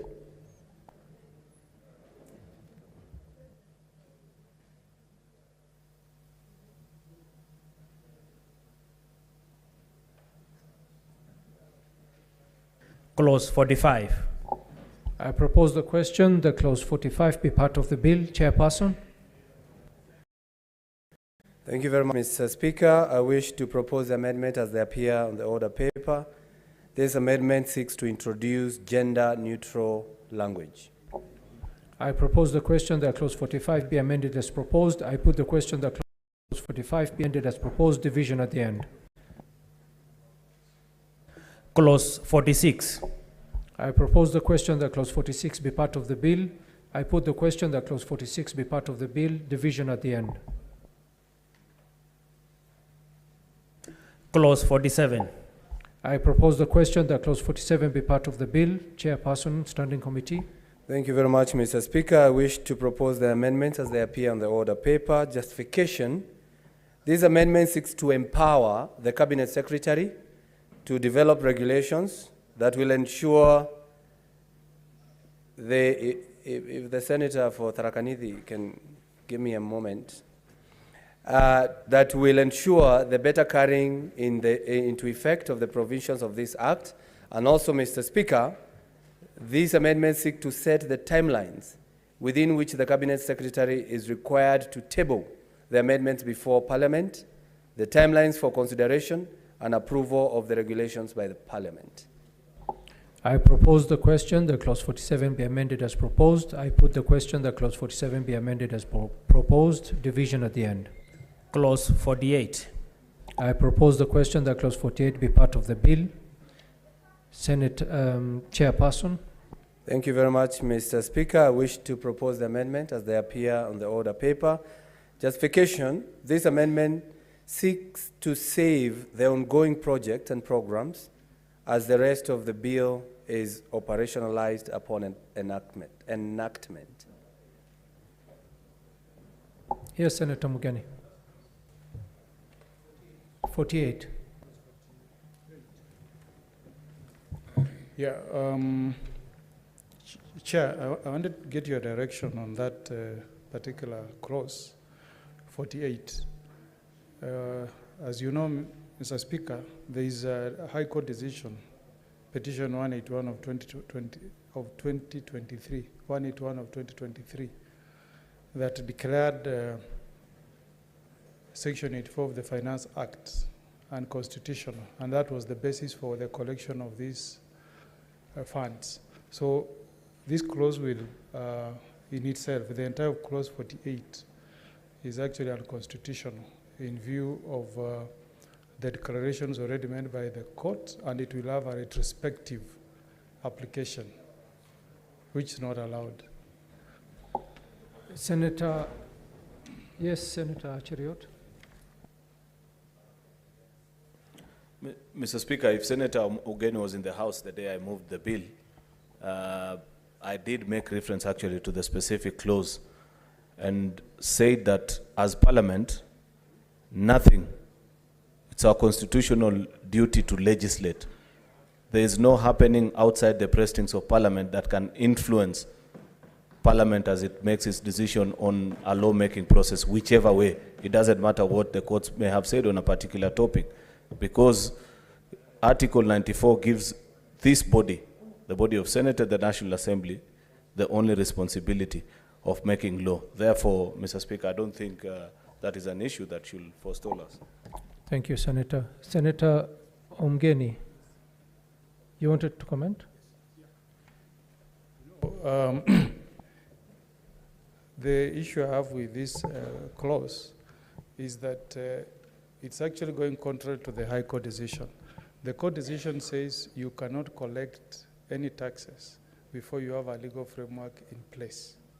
You can only collect the tax once the legal framework is in place. And I have a copy of the High Court decision with me here. And as a House, we are bound. When a court makes a decision, you cannot seek cover under Article 94 of the Constitution, because court decisions are binding on all of us. It's binding on all of us. So if the court has declared a tax to be unconstitutional, you cannot legitimize that tax through legislation. And you cannot pass a legislation that has a retrospective. You know what the import of this Section 48 is to legislate retrospectively, so that whatever was done without a legal framework will be given force of law by the passage of this act, which is unconstitutional. Senator, can I allow one more person? Okay, I'll allow one person here, then you, and then we close it. Senator Boni, 2 minutes, please. Thank you. Mr. Speaker, the discussion now taking place is the reason why we have the Committee of the Whole. Senator Mugeni, the reading we have is that we are now making the law that will align with the fears that caused the courts to make that pronouncement. Once we legislate the way we have done, Going forward, we will be doing something which will be aligned to what the court wished. It's up to you, as an active member of Azimio and a legislator, to go and visit the issue of the money already collected. We are legislating for going forward. Senator Wambua. Thank you, Chairman. You know, I need protection from Senator Mogeni. Senator Mogeni. Mr. Speaker, there's an issue that has been raised by the majority leader. When the courts pronounced themselves on this matter and said this law was unconstitutional, or the collection of the taxes was unconstitutional, and Senator Majority Leader says that it is the work of Parliament to legislate whichever way. So, Speaker, I want a ruling from you whether Parliament can legislate outside the Constitution. Because, Speaker, the Constitution is very clear that it protects itself. The supremacy of the Constitution, and it says in black and white that any law, including customary law, that is inconsistent with this Constitution is void to the extent of the inconsistency, and any act or omission in contravention of this Constitution is invalid. The courts cannot make Parliament superior to the Constitution. Any legislation must be done within the Constitution. I thank you, Mr. Chair. Thank you, Senators. Senator Mogeni, you're the one who brought these contentious issue at this point in time, and you were doing so very well before. You have brought several amendments. If you felt that this clause was unconstitutional, you should have made your amendment at that time so that we can proceed. Furthermore, the court threw out the bill because it felt that there was no legal framework. This is the legal framework now that is being made. So, Senator Umgeni, I would have to rule that we proceed. You should have brought an amendment in due time.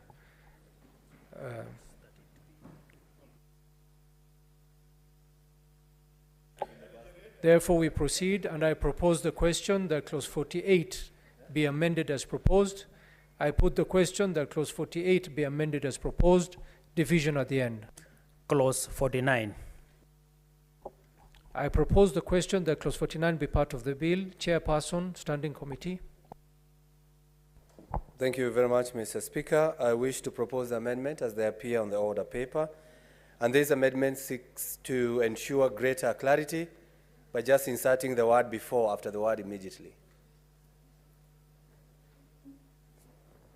I propose the question that clause 49 be amended as proposed. I put the question that clause 49 be amended as proposed, division at the end.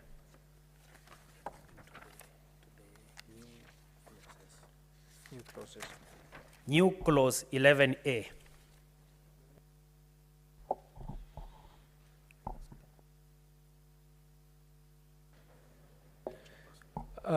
Chairperson, please go ahead and move this new clause.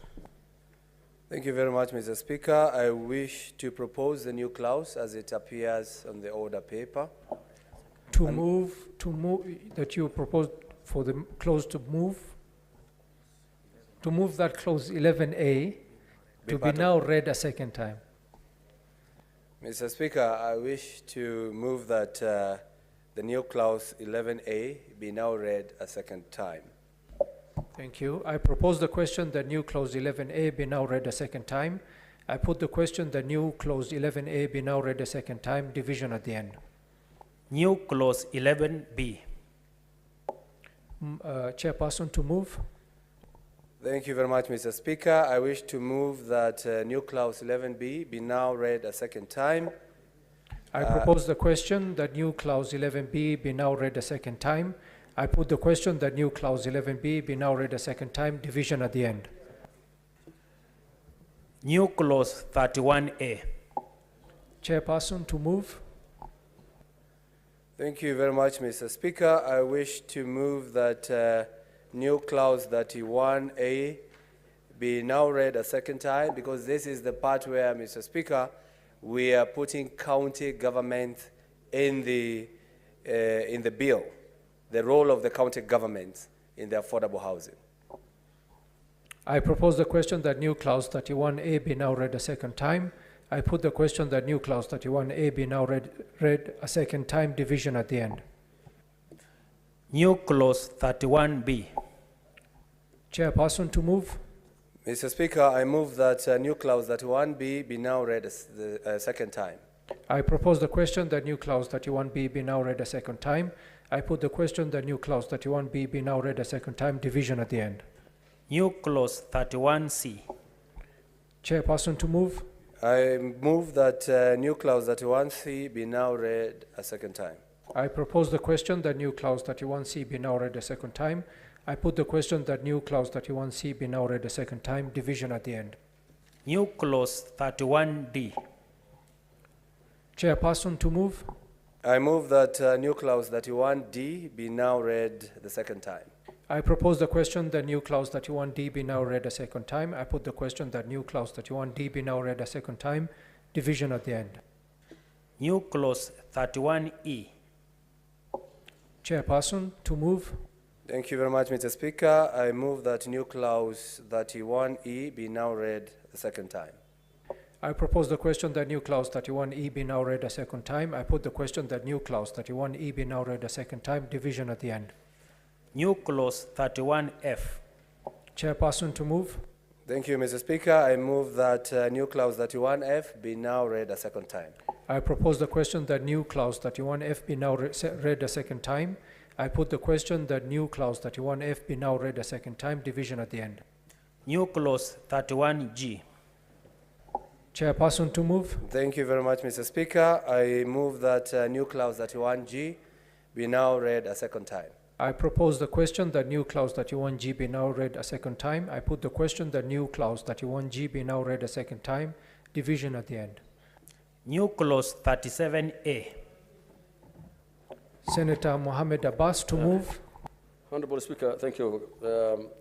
I propose that the bill be amended by inserting the following new sections immediately after. No, Senator Mohammed. Oh, okay, sorry. To be read a second time. Yes, move that the new clause 37 be now read a second time. That I propose that clause 37 to be read, 37 to be read a second time. I propose the question that new clause 37A be now read a second time. I put the question that new clause 37A be now read a second time, division at the end. New clause 42A. Senator Mohammed Abbas, to move. Honorable Chair, I propose clause 42A to be read a second time.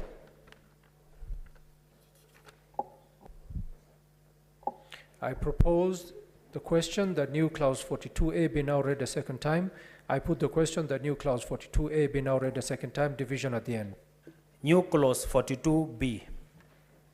Senator Mohammed Abbas, to move. Honorable Chair, I propose new clause 42B to be read a second time.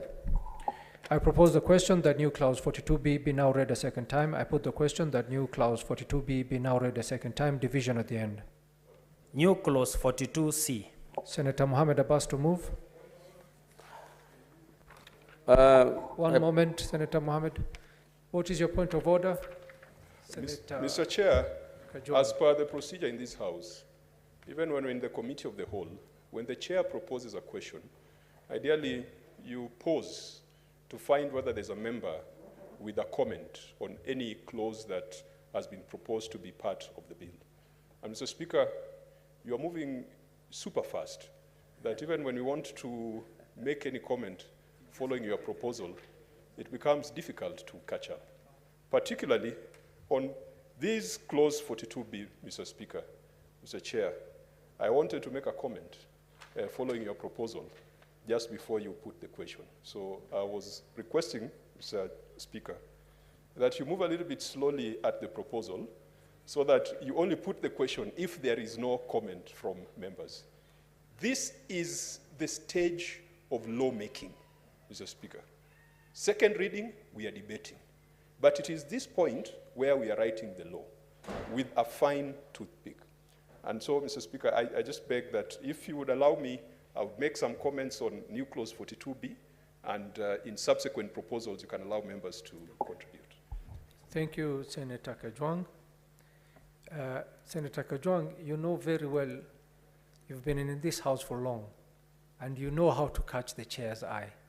And you did it when you wanted to make a point of order. And I was able to give you an opportunity to interject.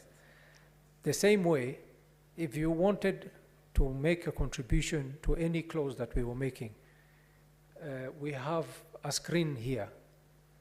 You should have pressed your intervention button and we would have seen you and would have given you an opportunity. Yes. So I think the speed or the pace we're going, sorry, Senator Sifuna?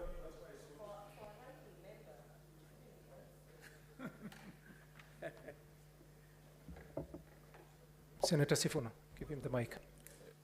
Chair, if you can confirm from your dashboard, my button has been depressed. It has. And I have not been able to catch your eye. The point that Senator Kajwang is making is that if you move as fast as you're doing between the proposal of the question and the putting of the question, our fingers are not that fast, trust me, Chair. And you will not even have the opportunity to look at the screen. So kindly, let us just allow members to make any contributions they have. And you pause just to, I know it's Ramadan, you can't, I was going to say to drink a sip of water, but just catch your breath, please, Chair. Okay, Senator, thank you very much. Senator Kajwang. Mr. Chair, thank you. And when I raised that point, it was really just to remind us of our solemn duty as lawmakers, that legislation should never be rushed, and I thank you for giving me this opportunity. Mr. Chair, clause 42B seeks to put restrictions as to ownership. And it says that a person shall not acquire more than one affordable housing unit developed under this act. And Mr. Chair, the question is this an act that is going to serve us for 1 year or 2 years, or it's an act that will serve us for the next 100 years? What time frame are we legislating on? If you put it in law and cast it in stone, that a person cannot acquire more than one affordable housing unit, what if we get to the point where this project, assuming has become so successful that all Kenyans who wish to apply have applied and have been allocated housing units? Are you going to shut down the scheme? Are you going to then come back to Parliament to amend it so that the next round of Kenyans can benefit? Mr. Chair, we must be very careful with the manner in which we legislate. And we must also ensure that whenever we make amendments at the committee stage of the House, we ask ourselves whether those amendments have been subjected to public participation. I know that at the third reading stage, any member has a right to rise and to make amendments subject to certain consultations with the chair of the respective committee. But does it take away the right of the public to be part of the decisions that we make? Does it take away that constitutional responsibility to ensure that we inject the views and the voices of the public in whatever it is that we do? Mr. Chair, I think this is a fairly dangerous amendment because it is an amendment that is coming from a position of want, a position that we are in which could be resolved or which could easily be solved in 5 years or in 10 years' time. Once the situation has been solved in 10 years' time, where every Kenyan has access to affordable housing, every Kenyan, even if they have not bought from this project, there are those who come from communities like mine. Mr. Chair, still speaking to this amendment, I can tell you that there are certain cultural dimensions to home ownership that we do not take into account whenever we are legislating. We think that everyone comes from Singapore. We think that everyone comes from South Korea. We come from Kenya. Mr. Chair, in my community, when a boy gets to the age of 18 or 19, that boy is compelled to build his first house. That first house is called a Simba. Mr. Chair, In my community, 90% of men Senator, have access to houses. If you could please summarize so that we can get a response to that Mr. Chair, argument. as per the practice in this House, if there's limitation of debate, it is done before a member takes the floor. And in the committee of the whole, Mr. Chair, we have agreed that when you propose a question, any member has a right to comment on that proposal. Senator, and therefore, Mr. Chair, if you would allow me, just my normal 15 minutes, if there is need for limitation of debate, that motion can be passed or that motion can be made after I've finished my submission. Those are the rules of this House. Those are not the rules of government. Those are the rules of this House. And when you're discussing a matter so important to Kenyans, we cannot be casual about application of the law, and the chair cannot be directed to commit illegalities and unconstitutional behavior. Senator When I Kajwang. took the floor, I was entitled to 15 minutes to discuss the proposal. If any member wants to limit debate, you can only do it after I've sat down. Those are the rules of the House, and they are in this blue Senator document. Kajwang. They are not in any political party document. Mr. Chair, if Senator you allow Kajwang. me, in 15 minutes, I will be done with my comments on the new clause 42B.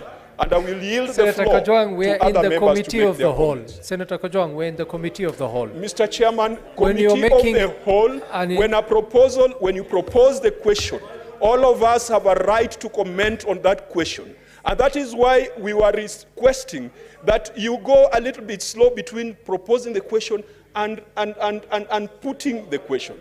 Mr. Chair, those are the rules of this House. Those are the rules of What debate. is your point of order, Senator And if Cheriot? Senator Cheriot feels outwitted, then it is what it is. These are the rules of the House.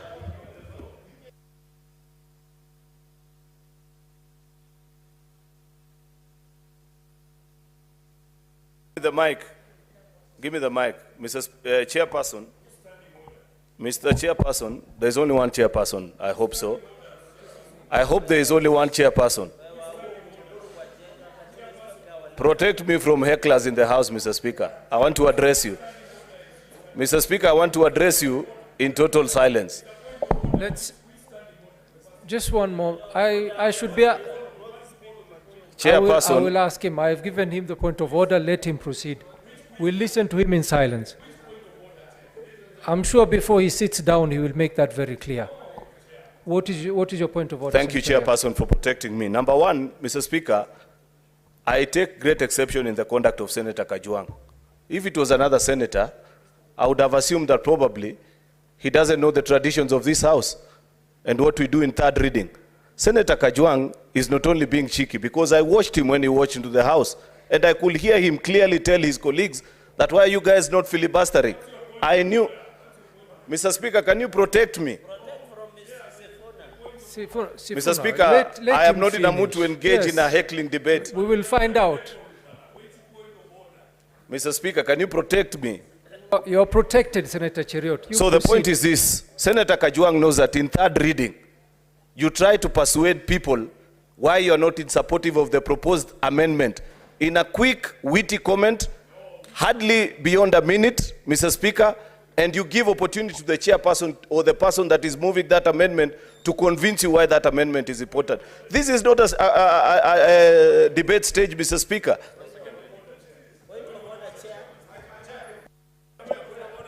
Senators, let us, just one moment before, can we conclude on Senator Kajwang's issue? What's your point of order, Senator Sifuna?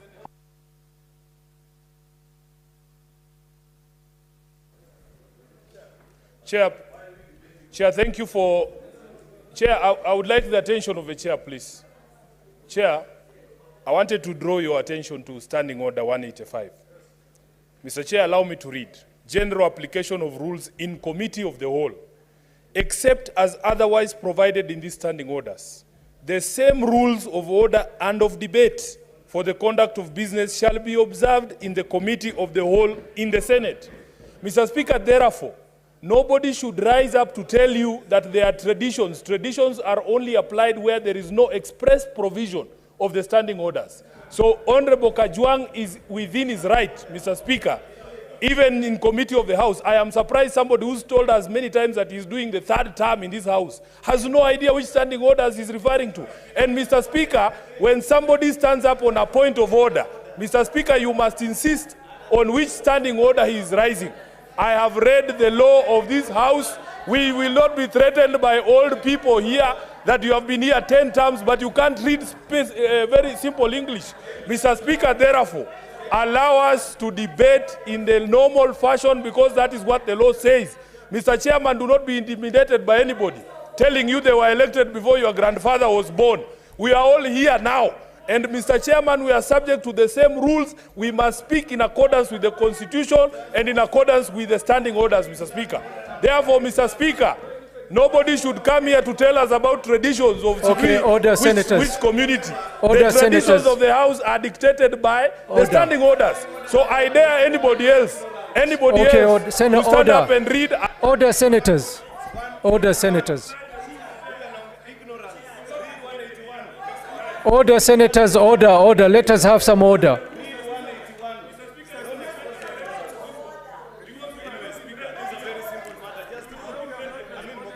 Order, senators.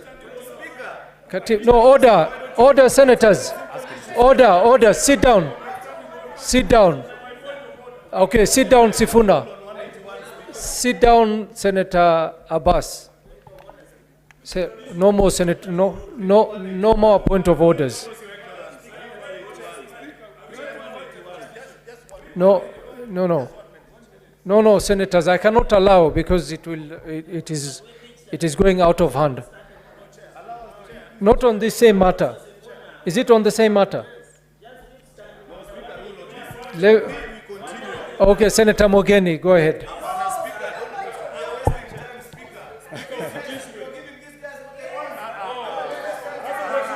Order, Senator, one moment. Let's hear what he has to say.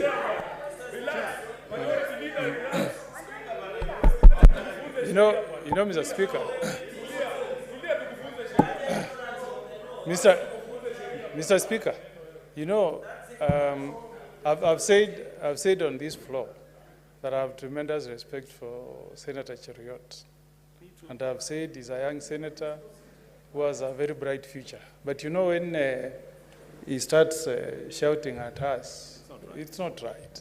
Because you need to allow us to hear what your point of order, and you also give us a chance. Mr. Speaker, we are in this House because we drive our powers from the Constitution. And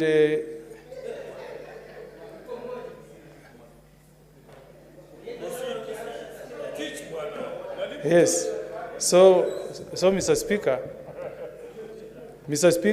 Senator Sifuna has made reference to Standing Order 185.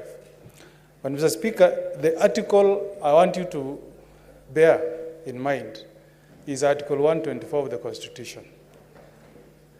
Article 124, Mr. Speaker, states that each House of Parliament may establish committees and shall make standing orders for the orderly conduct of its proceedings, including the proceedings of committees. So the standing order that Senator Sifuna has read has a bearing on what is happening, Mr. Speaker. The same standing orders that allow us to raise issues when we are legislating, it flows from a power that is donated to you by Article 124 of the Constitution. And Mr. Speaker, maybe it's high time some of us moved to court to challenge some of these standing orders that limit our right to make contributions on behalf of the people of Nyamira, of Homa Bay, of Nairobi, who have elected us. Thank you, Senator. Is your point made? Can you protect me from Senator Cherege? So, Mr. Speaker, let's hear him in silence. When you read Article 124, and don't make in Section 2A, don't make us go back there. We are now operating under a new Constitution, 2010. Senator Cherege, my friend, there are Kenyans who died to put this Constitution in place. No, we have to lecture you because we have to remind you. We have to remind you history. We have to remind you. So, Mr. Speaker. Thank Mr. you. Speaker, Okay, Mr. Senator, Speaker, order. Mr. Speaker. Order, senators. We are in this house Can you by conclude? virtue of powers that is bestowed on us by the Constitution. That Thank the you. people of Kenya passed, Kenya Constitution of 2010. Thank you, Senator. You have I've no, given- under this article, Mr. Speaker, under the article I've read it to you, you have no right to limit us. Thank you you, have no right Senator. to Thank you, Senator. Let me make a ruling so that we can have a way forward.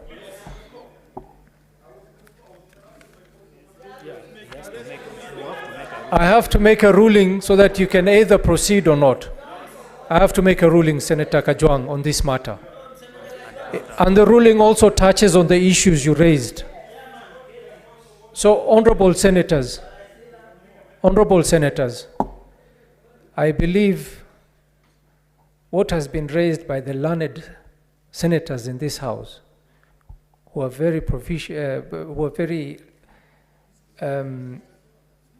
aware of the standing orders and whatever understanding orders that they've raised and the clauses that they've raised on the matter touching on the Constitution, it is very clear that even the standing orders are applied alongside the traditions and practices of this House. When we are in a committee of the whole, interventions should be very brief, and there is no time limitation. It is just meant to be a very brief intervention. The same way when we're in the standing, can we hear in silence? Silent, Senator Ergey. When we're in the committee of the whole, it's the same way that we don't have a seconder for anything that is moved or any question that is put.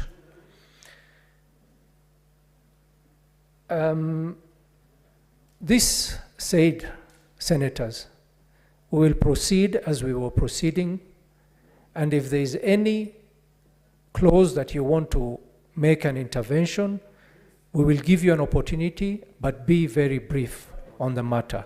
Senator Kajwang, you may not stand, Senator Kajwang. Senator Kajwang, you have raised, can I finish my ruling? Can I finish my ruling? You had concluded and you had raised your matter, Senator Kajwang. You had raised a matter on clause 42B. At this point, I will give Senator Abbas an opportunity to address the issues you had raised. It's only one sentence. It's only one sentence. How can he have not been finished?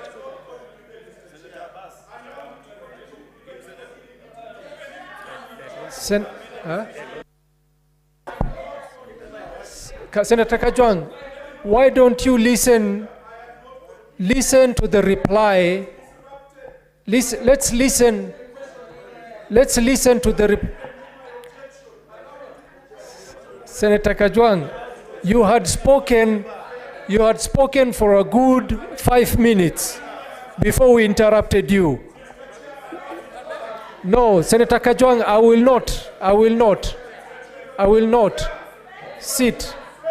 Let Senator Abbas reply to your issue. Let him.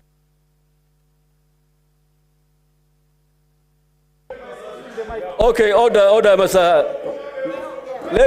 Let me give you the rationale. Let me give the rationale. I will explain myself. Let me explain. Senator Abbas, address the chair. Okay. Honorable Speaker, Clause 242B limits the individual owning only one or more houses, unit under the Act. This measure prevents the concentration of units in few hands and ensures equitable distribution among the intended beneficiaries. You can have 100 wives. I'm explaining myself. I'm explaining myself. You could have 100 wives. You could have 10 wives. You could have 100 children. There is no need. You can always buy only one house. We are taking care of the interest of those guys. You should take care of the interest of these guys. Okay. I'm saying, Honorable Speaker, that these houses are meant for the poor people, the low-income houses, persons. And there is no way you can buy 100 houses at the same time. Therefore, this clause justifies. Yes. Order. I'm not talking about the clause. I'm explaining myself. I'm saying the limits. Order, Senator. Senators, please sit down. 42B. Limits.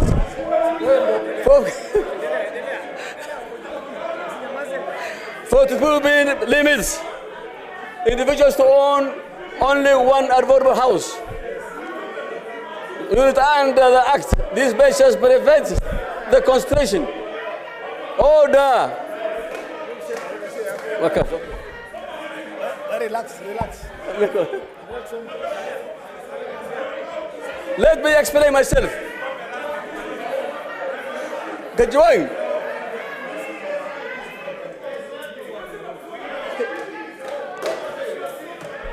Where?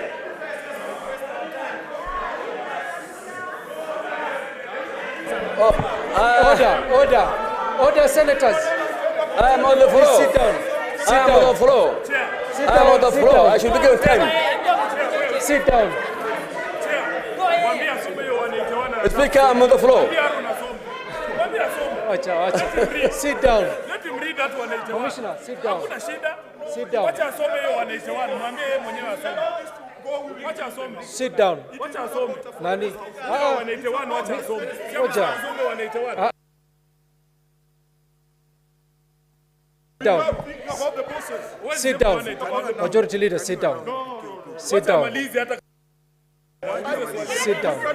Okay.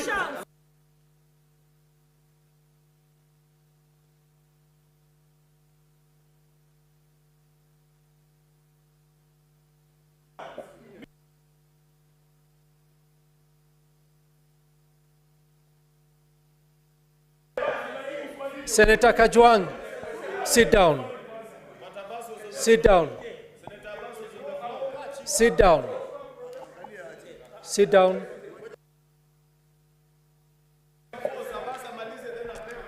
Senator, order.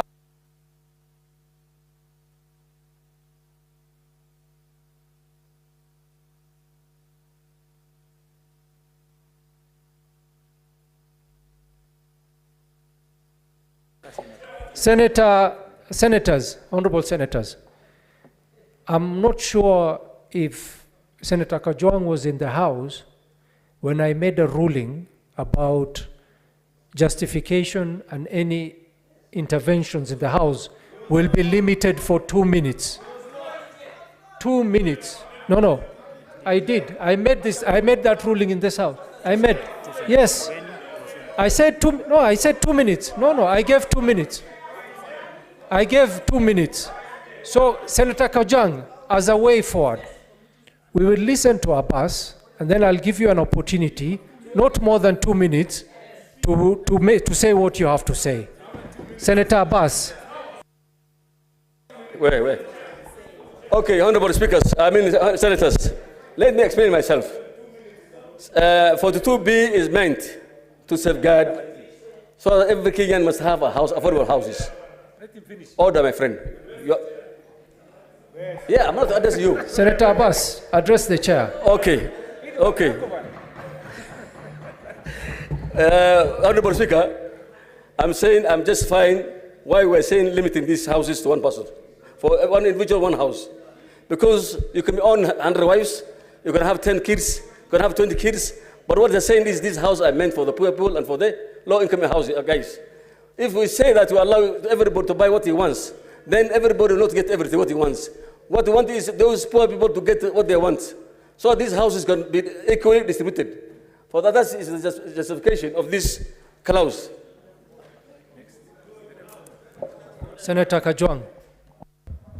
Mr. Chair, that was exactly my problem with this provision, that we are legislating for poverty, not for prosperity. And when I was making my submission, I was saying that after 5, 10 years, everyone has a house. So what are you going to put in the law that since Cheriot already has a house somewhere in Langata, and after 10 years there are additional and excess houses, that nobody should go for the second round? That is poor legislative drafting, and those are poor proposals that should not come in this law.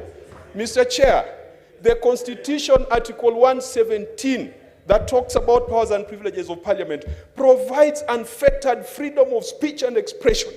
And those people who today want to limit my speech and expression, we shall wait for you.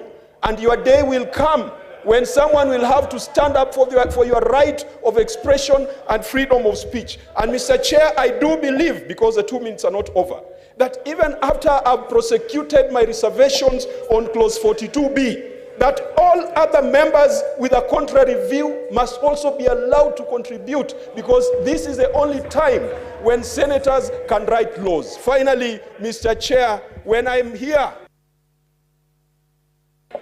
Thank you, Senator. Senator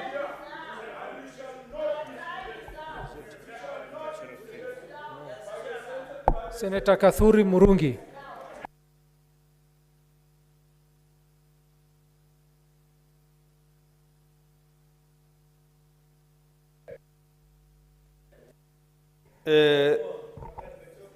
Chair, you know, my issue is this.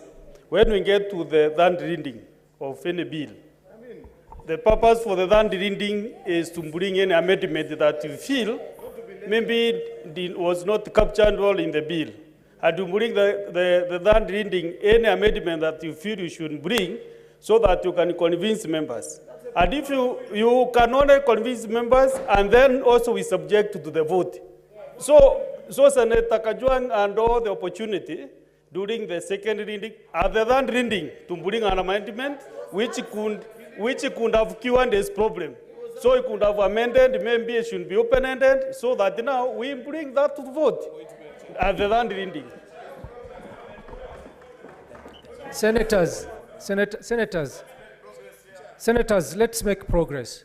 The people I'm giving a chance, Deputy Speaker, you're supposed to comment on clause 42B, not on the conduct of your other senators in this House. So now I will give an opportunity to Manzo. Yes, Mr. Speaker.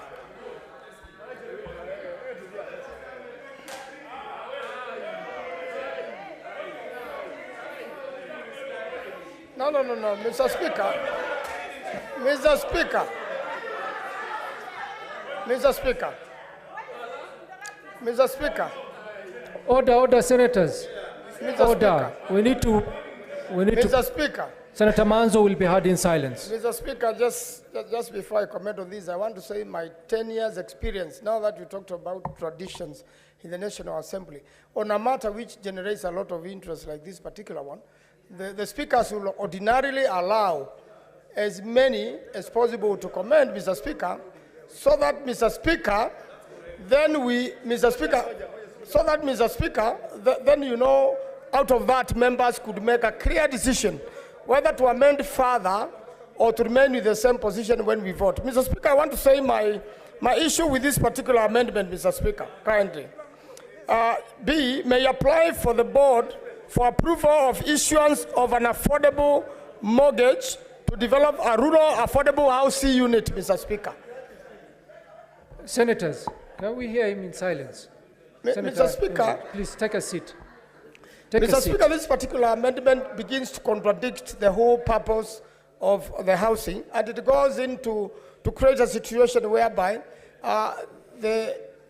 some people get more privileged than others, and it creates discrimination, which, you know, you may enrich some people more than others, and there should be a way of limiting to make sure if it's affordable housing, it is a unit for everyone across board, so that if you have to do round two, then it balances. You don't begin round two when somebody else doesn't have a house yet and they are deserving. So it is discriminative, Mr. Speaker. I submit. Thank you, senators. Senator Abbas, you have a comment? I think, Honourable Speaker, I wish to withdraw that amendment if be.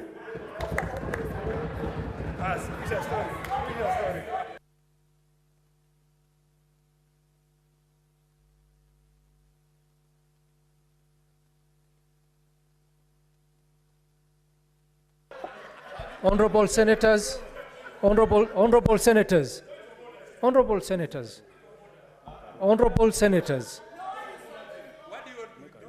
Why don't you listen? Honorable senators, since Senator Abbas has withdrawn the amendments, this matter will not be put to a vote. It is that withdrawn. So I think Senator Kajwang, you have actually won the debate. New clause 42C. Mover to move is Senator Abbas Mohammed Sheikh. Order.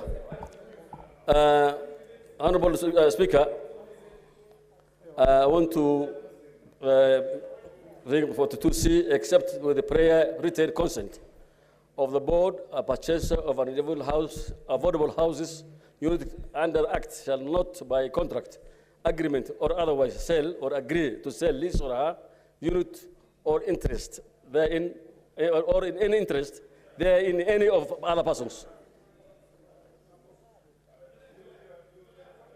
Mombasa.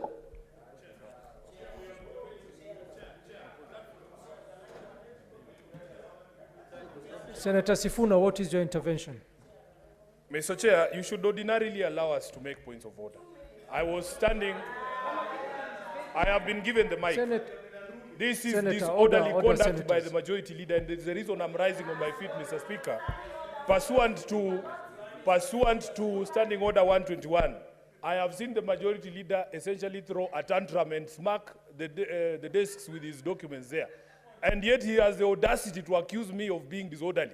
You have thrown a tantrum. You are doing it again. Order, senators. You are doing it again, Mr. Senator Speaker. Gloria. Mr. Speaker. Senator Gloria. Mr. Chair. Mr. Chair. Senator Gloria. Order. Mr. Chair, there is only one opportunity for you to have order in this House, and that is enforcement of the rules equally. If it were anybody on the minority side who was throwing the tantrum that I have seen my brother, the majority leader, throwing, he would have been thrown out of the House. Why is he being treated specially, Mr. Speaker? Why is he being treated specially? And I want, Mr. Speaker, a ruling on each point of order that we raise, because we must have a record of how this House treats people and how you apply the law, Mr. Speaker. Because ordinarily, and you saw it, Mr. Speaker, please don't pretend you did not see it. And I know you're a good man. You have seen it, and you must bear true witness, Mr. Speaker. The tantrum that was, yes. No, I didn't see it. Mr. Speaker, I saw you seeing him. Mr. Speaker, don't be like that. We are in the holy month, Mr. Speaker. Mr. Speaker, we are in the holy month of Ramadan. Please tell the truth.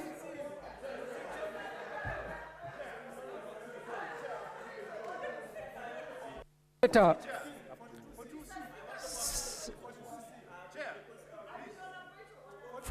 42C.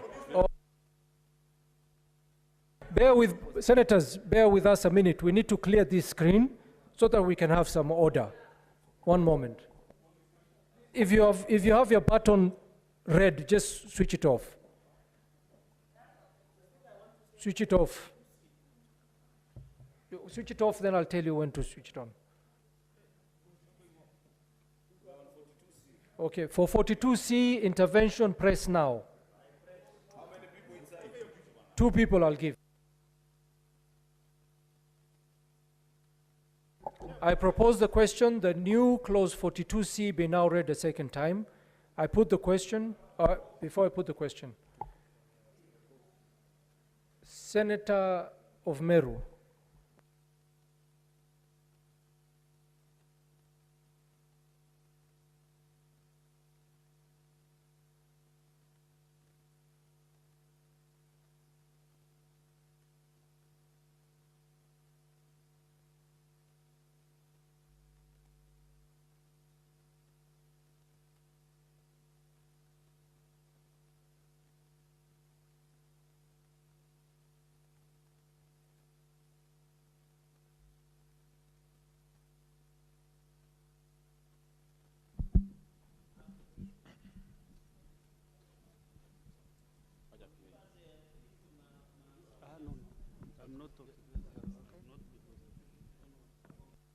Senators,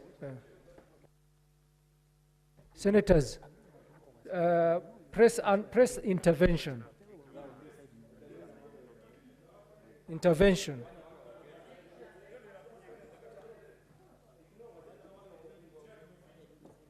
Yako naona. No, but hata huko kwanza.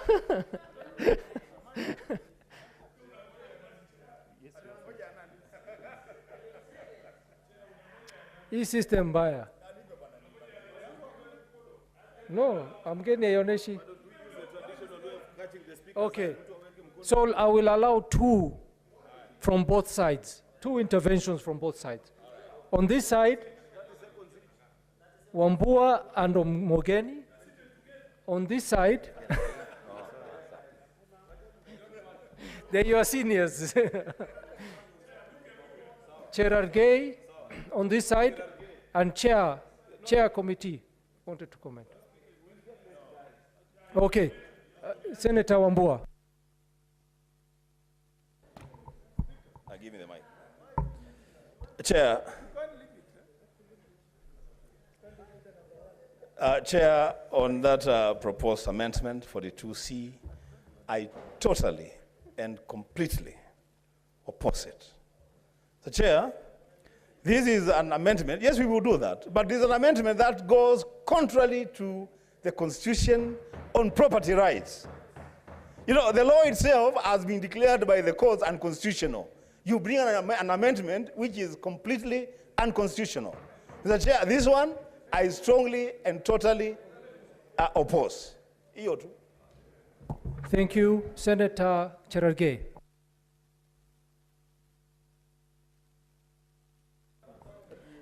Mr. Speaker, on this clause 42C, what we are trying to cure is what we saw a few years before, National Housing Corporation, where the intended beneficiaries end up not being intended. So in the principle of equity and equality and morality and the law, we must be ensured that we cushion against where people are given through affordable program, then they resell those houses through the cartels that we know that are normal during the NHC, Mr. Speaker. Mr. Speaker, I want to say I support this clause 42C. We shall not be lectured, Mr. Speaker. If you don't want to be lectured, you can go to University of Nairobi during public hearing or public lecture. Mr. Speaker, I support this clause because it will promote equity and equality and fairness in terms of access. As Mr. Speaker, finally, you need to protect the people who are beneficiaries of this, Mr. Speaker. Thank you, Senator. Senator Mugeni.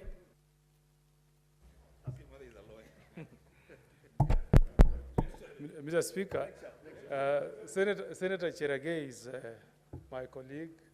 I know he's union in the profession, but there are some basic concepts in constitutionalism that Senator Cherargei should know. Now, remember, the law that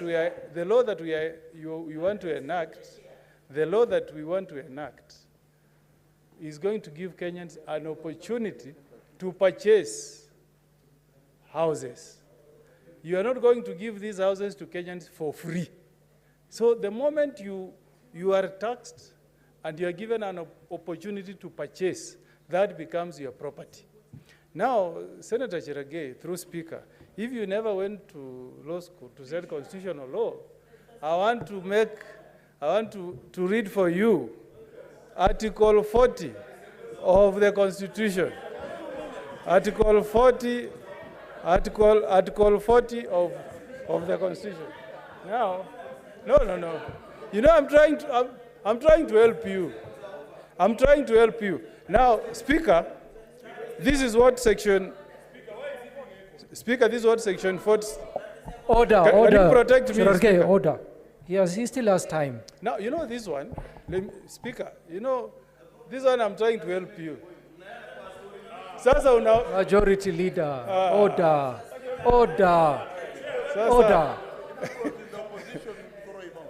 You should throw Senator Cherargei out.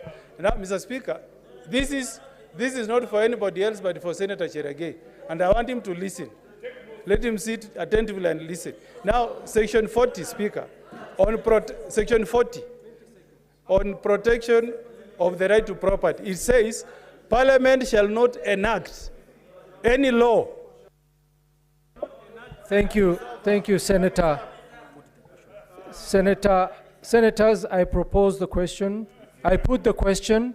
that new clause 42C be now read a second time, division at the end. The first schedule.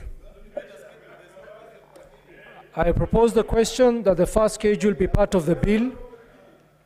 Chairperson, Standing Committee Roads.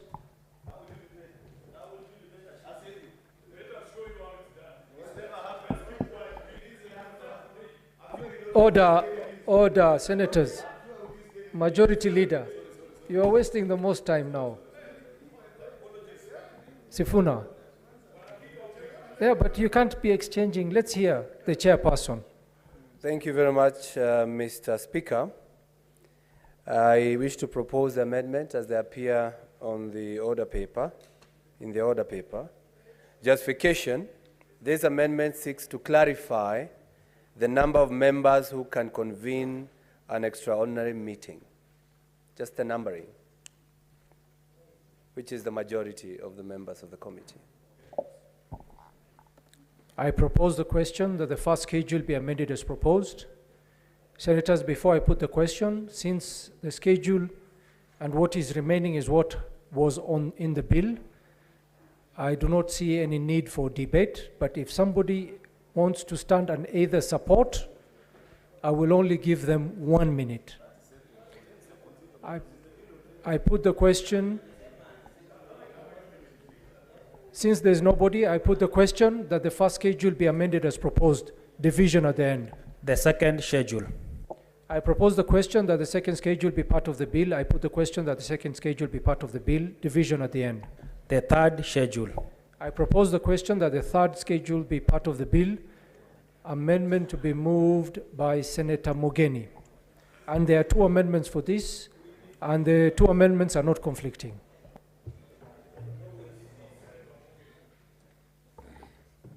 Mr. Speaker, I propose that clause 15,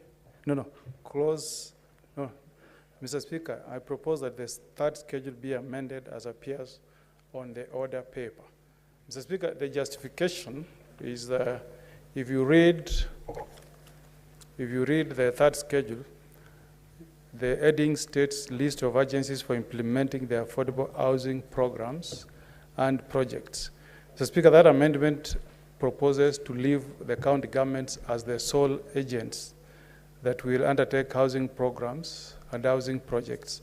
The justification, Mr. Speaker, is that under the fourth schedule, Part 2 of the Constitution, Section 8, housing and development is a function of county governments.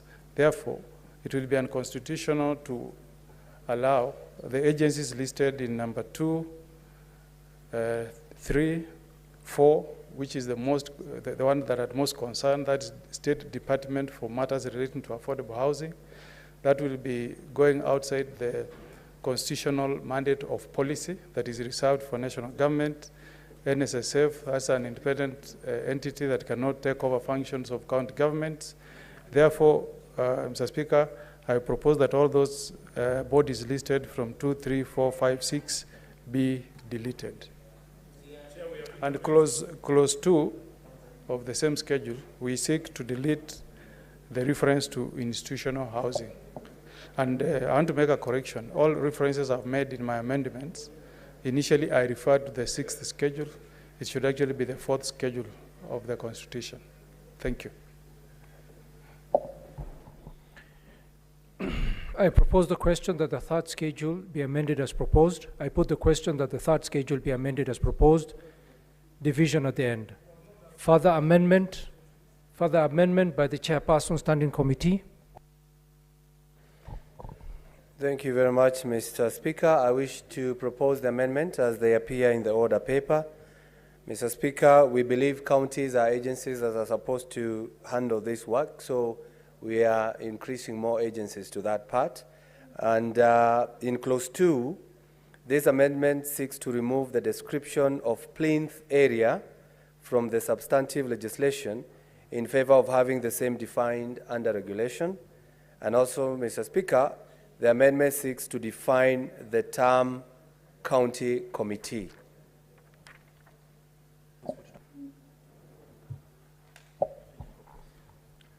I propose the question that the third schedule be amended as proposed. I put the question that the third schedule be amended as proposed, division at the end.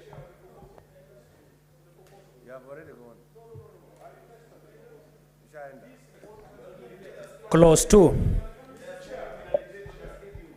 Clause 2.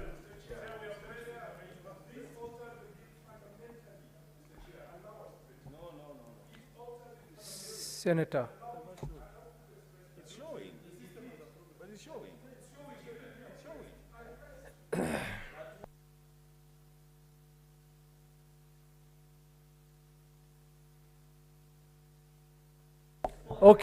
Okay, senators. Senators. Yeah, lakini you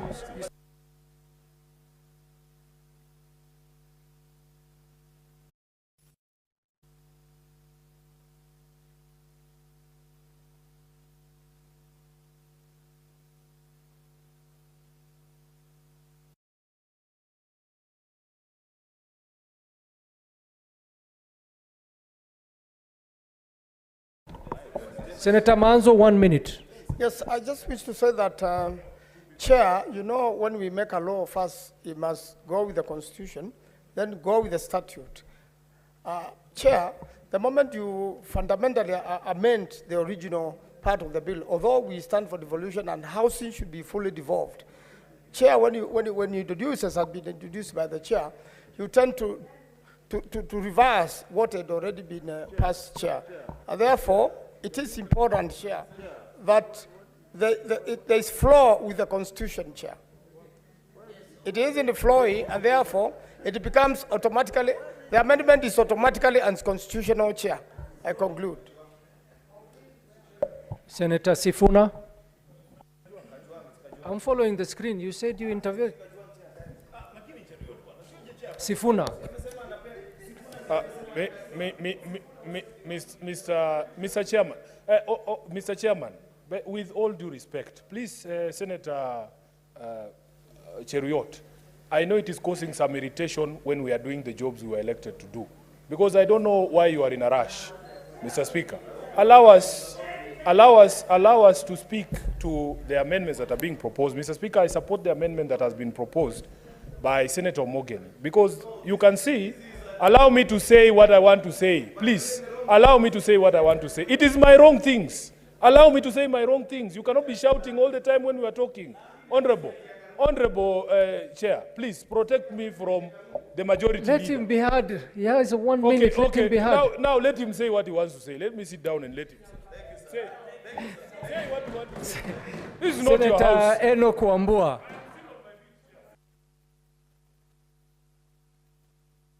Senator Enoch Wambua.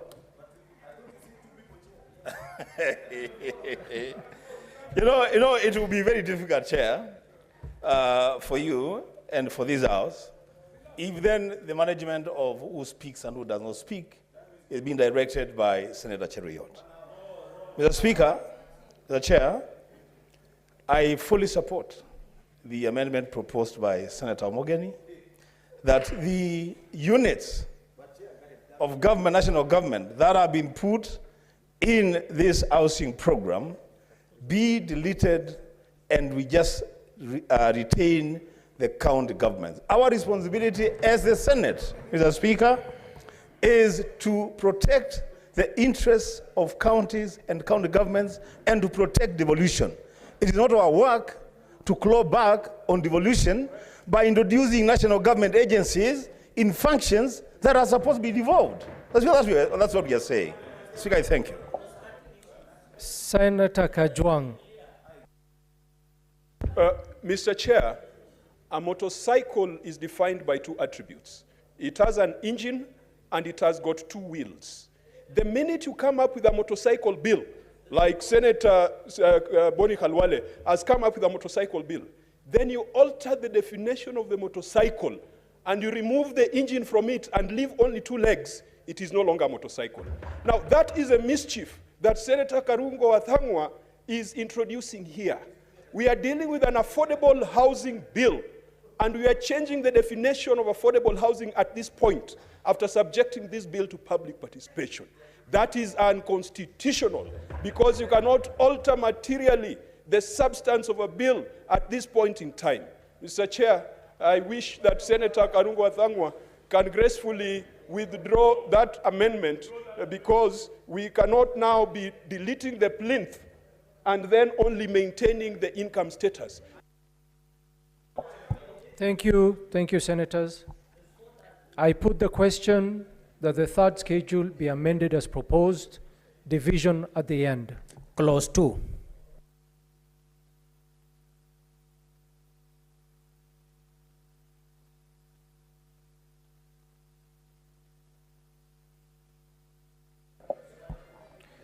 Clause 2 has 2 amendments. The amendments are not conflicting. I propose the question that clause 2 be part of the bill. Senator Mugeni.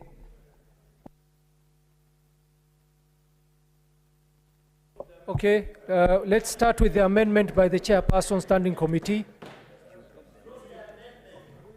We will have to drop the amendment by Senator Mugeni.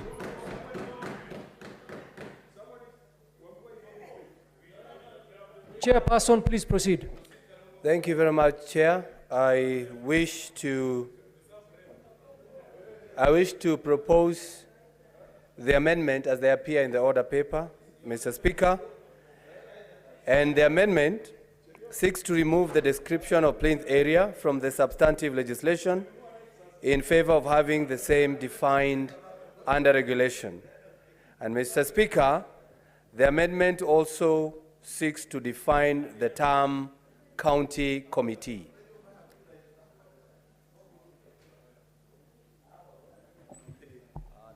I propose the question that clause 2 be amended as proposed. Is there anyone who wants to contribute to it? Senator Dan Manzo. Yes. Yes, my contribution is that it's a very brief one, is that there must be consistency. The whole idea is devolution. Housing is a devolved function. So the moment you introduce an element which takes it back to a national function, then it becomes unconstitutional. I submit, I oppose.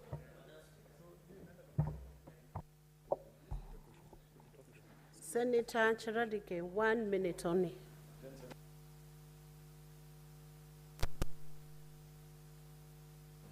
Madam Speaker, Madam Speaker, when you look at the 4th and 3rd schedule of the Constitution in devolved function and national government functions, it is cross-cutting. So, 4th schedule, sorry, it is cross-cutting, Madam Speaker. And therefore, it is misnomer to say housing is fully devolved. Yet when it comes to policy and implemented, it is shared between both the national and county government. So, Madam Speaker, I think the committee is in order. I support. I put the question that clause 2 be amended as proposed. Division at the end. The title. I propose the question that the title be part of the bill, and I invite the chairperson, Standing Committee on Roads, Transportation and Housing, to move this amendment. Madam Speaker, I wish to withdraw that amendment. So that has been withdrawn, so there is no need to proceed. Next. Clause 1.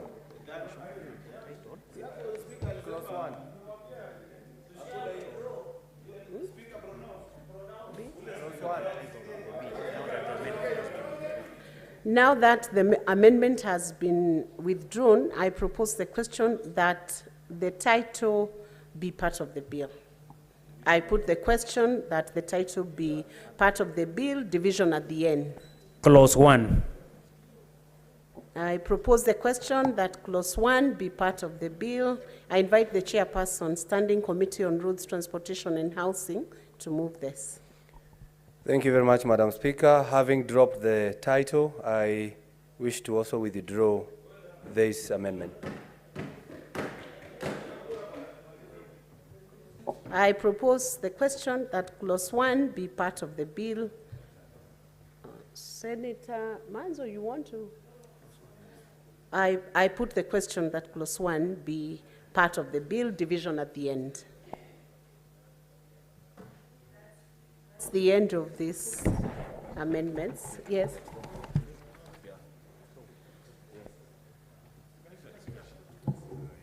I must exercise your discretion and allow me to move the amendment on clause 2. Are you withdrawing? Understanding order 1. Yeah. Are you withdrawing it? No.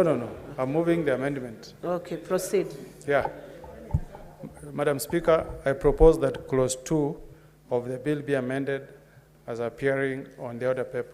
The justification, Madam Speaker, is to remove the definition of the word institutional housing, to align it with my other proposed amendments in the bill. Thank you. So you have reintroduced the amendment. You have brought back the amendment. No. Yes? You have now brought back the amendment. Yes, I've now brought back the amendment. Okay. That is clause 2 of the third schedule. Okay. I propose the question that clause 2 be amended as proposed. I put the question that clause 2 be amended as proposed, division at the end.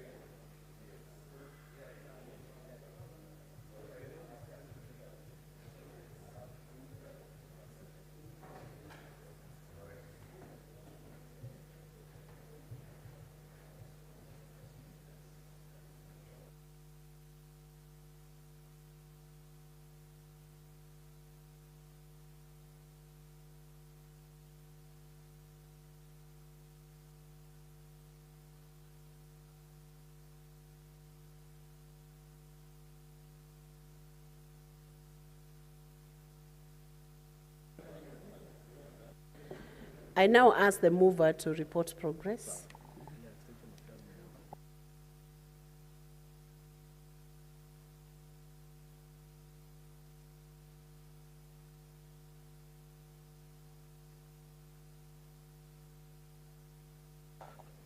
Honorable Chairperson, pursuant to Standing Order number 153, I beg to move that the Committee of the Whole do report the progress on its consideration of the National Assembly Bill number 75 of 2023. Sorry, wait.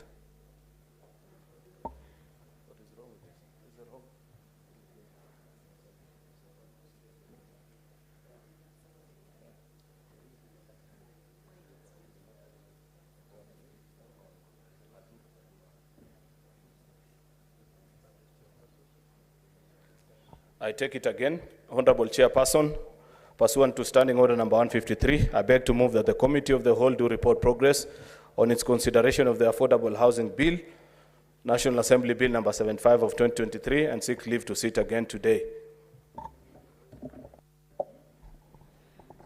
Honorable Senators, I put the question that the Committee of the Whole do report progress on its consideration of the Affordable Housing Bill, National Assembly Bills number 75 of 2023, and seek leave to sit again today.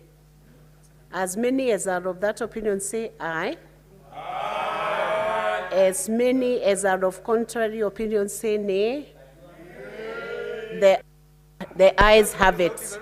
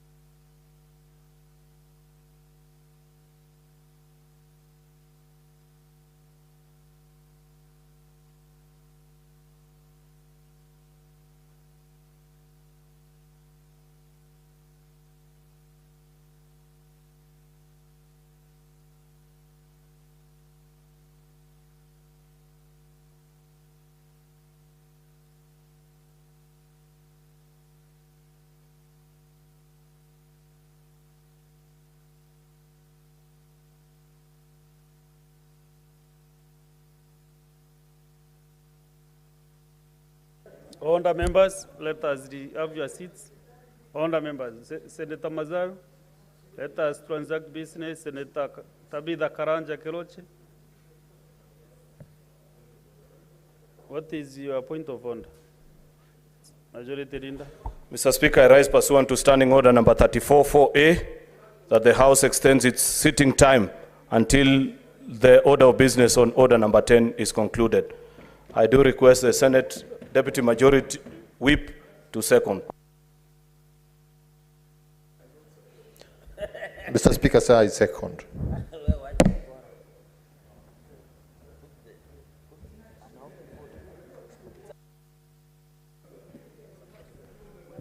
Honourable Senators, I want to put the question that the House proceeds until the close of business, until the order number 10 is concluded.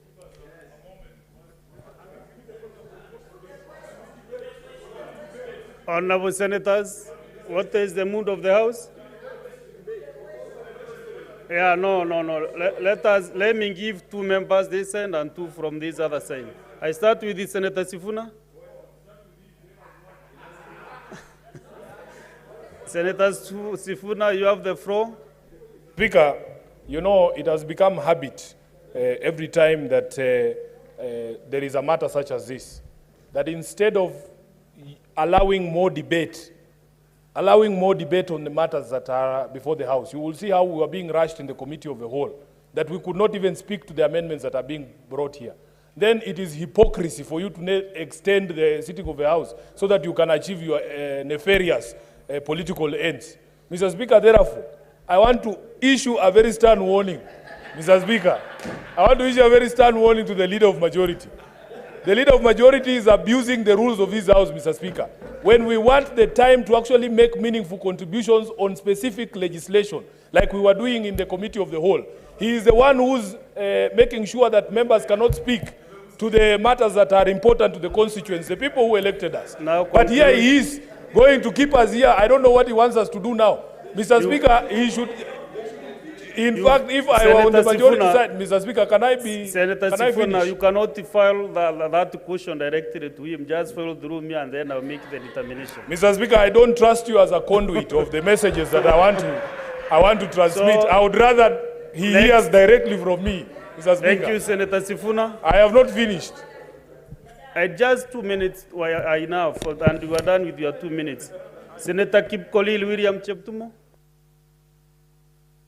Speaker, if you look at the demeanor of Senator Sifuna, he is actually supporting the extension of the House. At some point, he was smiling. That is my opinion. I may be wrong, but that is my opinion. He's my friend anyway, he will not. Mr. Speaker, I think there is a justifiable reason why the majority leader sought an extension. Mr. Speaker, we have done with the Committee of the Whole. What is remaining is a small part of this process. It is only fair, Mr. Speaker, that we allow a small extension so that we sort out this issue. It is not really, Mr. Speaker, out of order. It is prudence in good faith for this House, Mr. Speaker. Senator Ososi Godfrey. Actually, I'm giving members who have not spoken this afternoon. Mr. Speaker, you know, I've been sitting here. I came to this House this afternoon to contribute to this Committee of the Whole House debate. But I'm surprised that we have been gagged. We couldn't make our contribution on this bill. And now the Leader of Majority wants us to finish this process this evening. I'm wondering why they hurry, because we'll still be here on Tuesday next week to pass this bill. And in any case, Mr. Speaker, this bill, with the amendments that have been proposed, it's going to go into the mediation committee. So it's still, why are we rushing through when in any case it's going through the mediation committee? Mr. Speaker, this is just a fertile ground for opposition of this bill in court. Last but not the least, Senator Mudigi Alexander Munyi. Asante, Bwana Spika. mimi naunga mkono tuende tuweze kwenda kwa kupiga kura, kwa sababu leo naona walio wachache wote wako hapa. Naona katibu mkuu, naona minority, naona hata mtu ambaye ni mwenyekiti wa mazingira na haonekanangi hapa, lakini leo wamekuja hapa tu just kuongea tu wasikike, na walio wachache kule nje ati wanaongea mambo ya manyumba. Kwa hiyo naomba mkono saa hii tuende kwa kura ndio tusaidie mwananchi wa Kenya, kwa sababu kaunti 47 inataka manyumba. Na nilisema tena hapa siku ile nilikuwa hapa, ati tulienda Colorado, nimeenda North Carolina, tulienda kila pahali yote na manyumba iko, lakini saa hii hata ile kaunti itakuwa na bahati sana ni kaunti ya Nairobi ya rafiki wangu. Kwa hivyo mimi naunga mkono tufunge na Embu County, sisi tunataka manyumba, na wakati ule mwingine tunaomba kura. Your time is over, Senator Mundigi. Your time is over. Honorable senators, kindly don't direct the chair. I'm competent enough to run this house. I don't want any direction from any court. Honorable senators, I propose the question that the business of the house continues until we finish with the order number 10, appearing in the order paper. As many as those of the same opinion say aye. Aye. As those of the contrary opinion say nay. Nay. The ayes have it.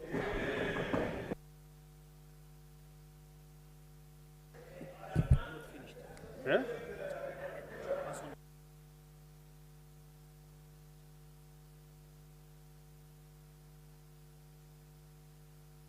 Honorable senators, honorable senators, honorable senators, honorable Chariot, why are you written this afternoon? What is the problem? I now call upon the chairperson to report.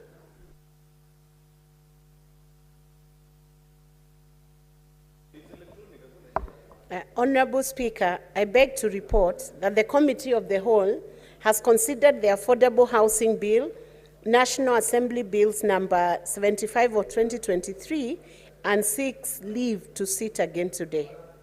Thank you. Okay, thank you. Mover. Mover.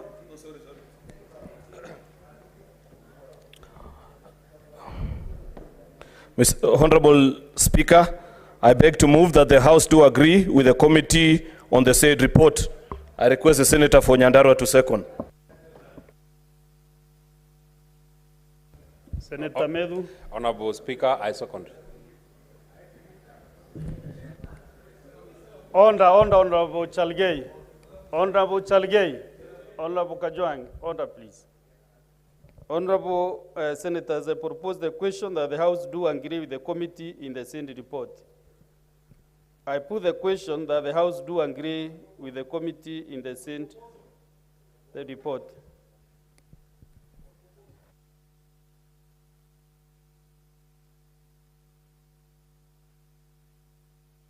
Of the same opinion say aye. Aye. As those of the contrary opinion say nay. Nay. The ayes have it. Next order. Next order. Order number 10, Committee of the Whole, the Affordable Housing Bill, National Assembly Bills number 75 of 2023. Senators,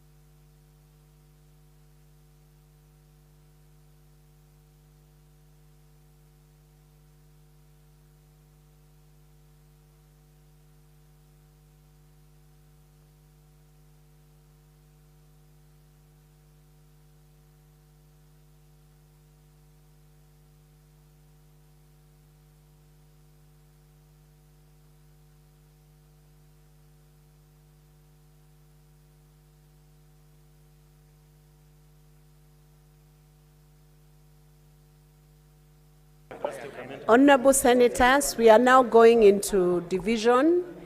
I'll request you to settle down and the Sergeant at Arms to ring the bell for 10 minutes. Yes.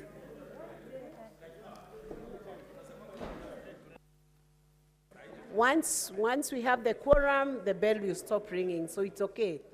Yeah, ring the bell for 10 minutes. Yeah.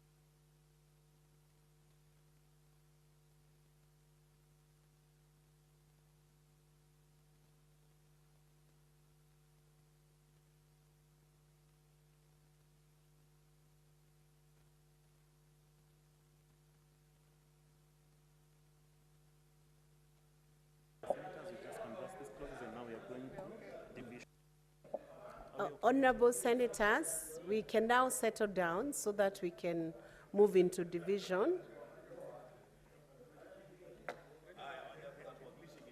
Sergeant at arms, you may close the doors and draw the bar.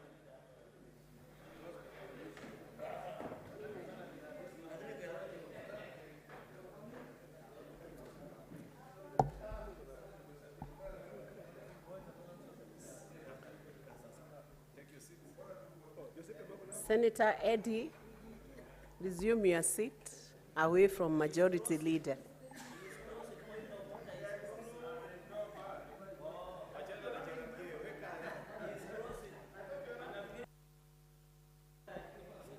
Honorable Senators, Senator Kenywa, please settle down. Senator Karongo, kindly settle down. Honorable Senators, we are proceeding to division. I request you to log out of the system. Please log out of the system. Sergeant at arms, please pick up any cards that are not attended.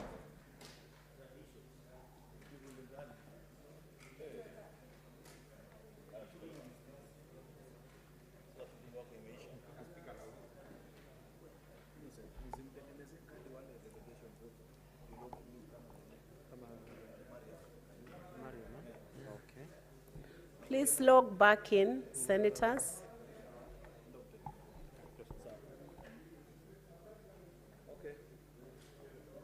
Are you ready? Please log back into the system.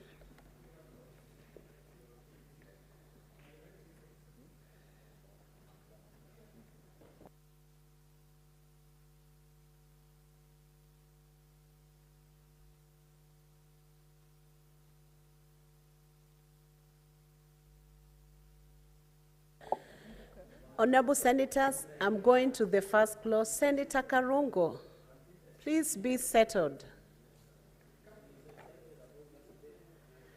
I'm on the first clause, a clause for deletion. I put the question, Senator Cheradige, pay attention please. I put the question by Senator Omugeni.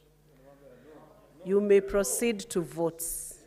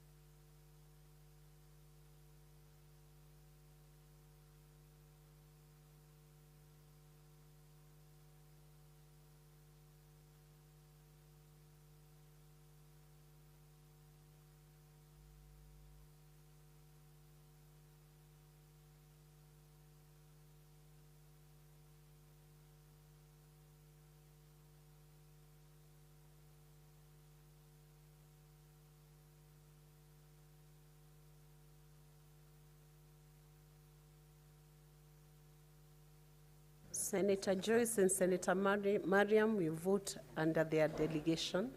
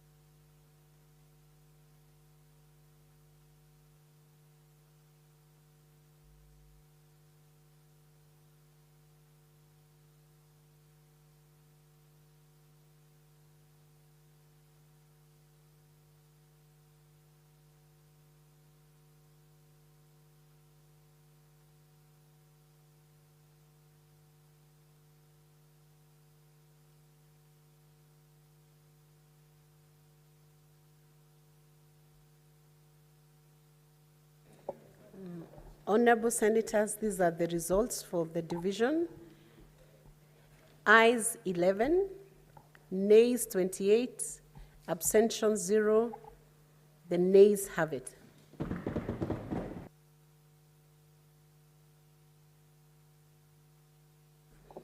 We will proceed to voting on the new clauses. We have about 12 new clauses. I put the question that new clauses 11A, 11B, 31A, 31B, 31C, 31D, 31E, 31F, and 31G, 37A, 42A, and 42C, as proposed by the chairperson and Senator Abbas, be now read a second time.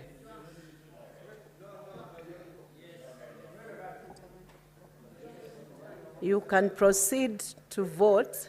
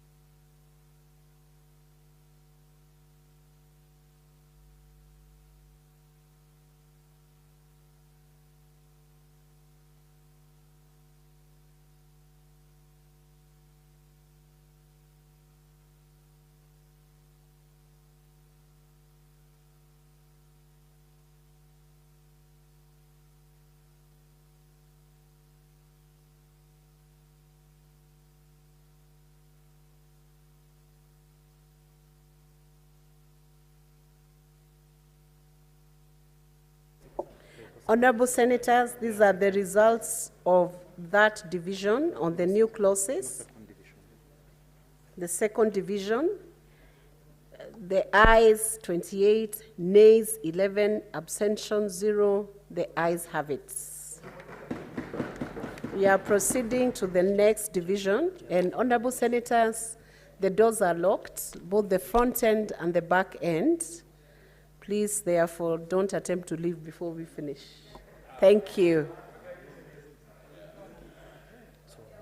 We are proceeding to the next division, clauses with amendments, and I'll begin by the amendments proposed by Senator Okongo Omugeni. I put the question that clauses 3, 4, 6, 10, 11, 13, 14, 15, that schedule, and clause 2 be amended as proposed by Senator Okongo Omugeni.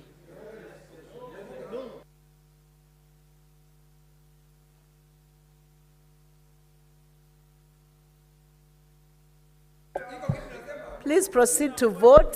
Please proceed to vote.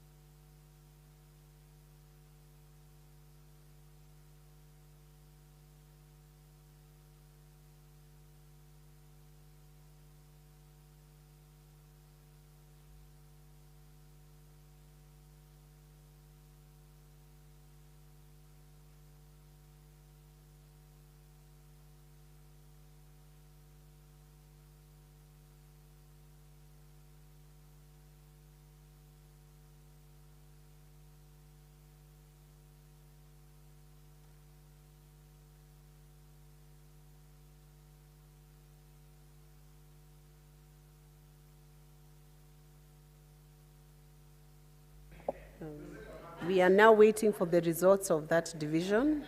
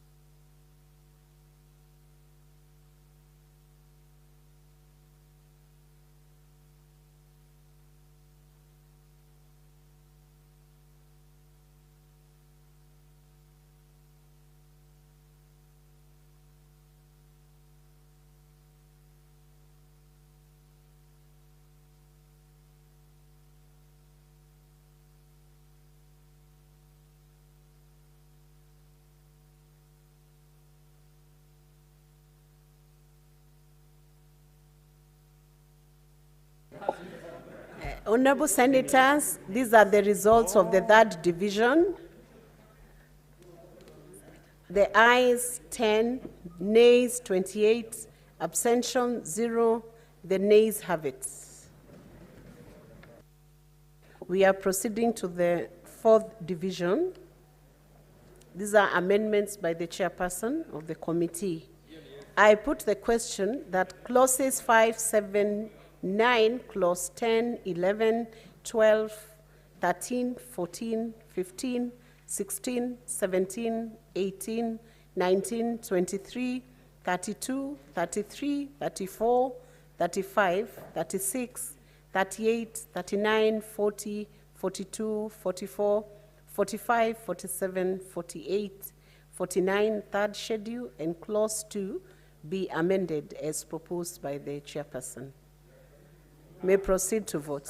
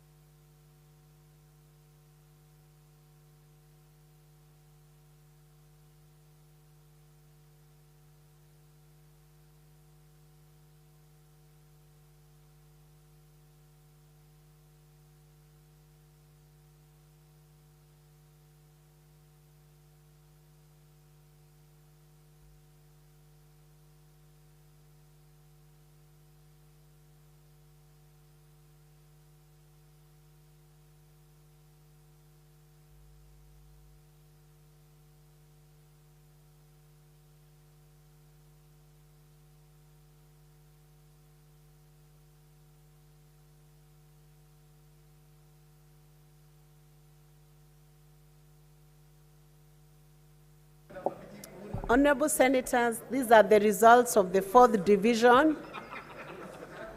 Can you settle down, Senators? Majority Leader.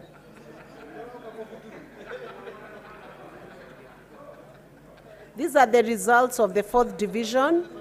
The ayes 28, nays 11, abstentions 0. The ayes have it. We are proceeding to the 5th Division on all clauses.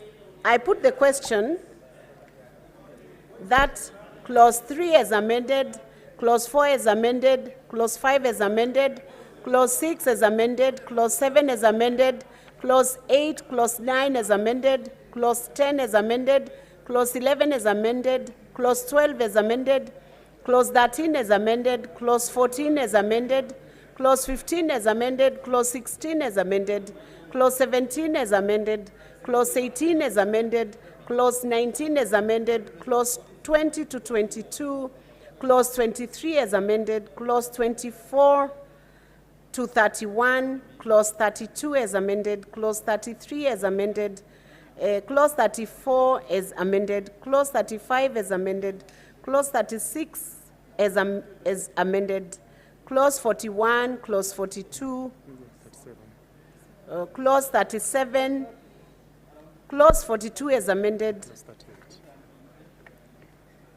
clause 38 is amended, clause 39 is amended, clause 40 is amended, clause 41, clause 42 is amended, clause 43, clause 44 is amended, clause 45 is amended, clause 46, clause 47 is amended, clause 48 is amended, clause 49 is amended, clause 11A, new clause 11A, new clause 11B, new clause 31A, new clause 31B, new clause 31C, new clause 31D, new clause 31A, new clause 31F, new clause 31G, new clause 37A, new clause 42A, new clause 42C, first schedule is amended, second schedule, third schedule is amended, clause 2 is amended, the title and clause 1 be part of the bill. Senators, you may proceed to votes. Majority Leader and Senator Osotsi, proceed and vote.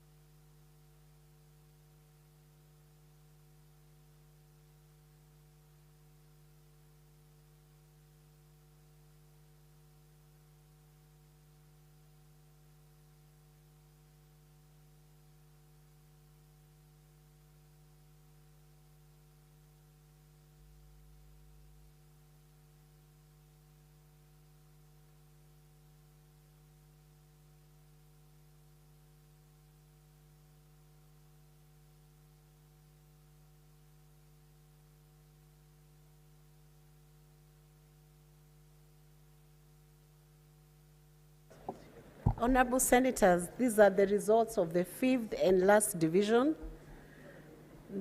The ayes 27, the nays 11, abstention 0. The ayes have it. And that brings us to the end of the division in the housing, the Affordable Housing Bill, National Assembly Bills number 75 of 2023. I now call upon the mover to proceed and report.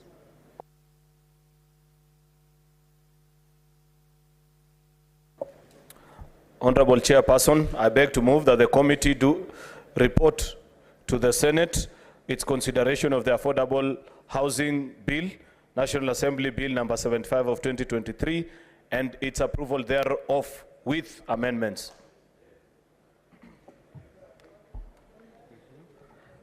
I put the question that the committee do report to the House its consideration of the Affordable Housing Bill, National Assembly Bills number 75 of 2023, and its approval thereof with amendments. As many as are of that opinion say aye. Aye. As many as are of contrary opinion say nay. The ayes have it. Close the bars and open the doors.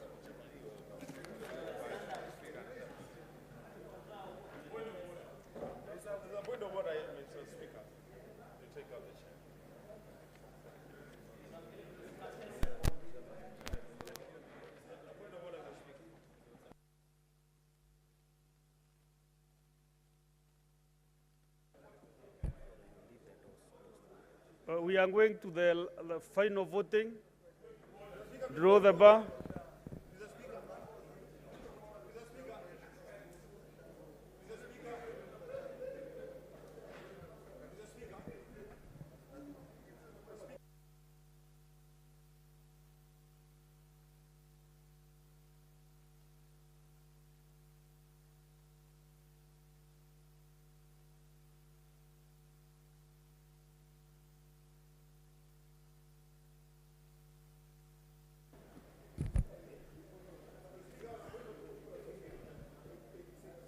Point of order on what now? Even before we start transacting the business.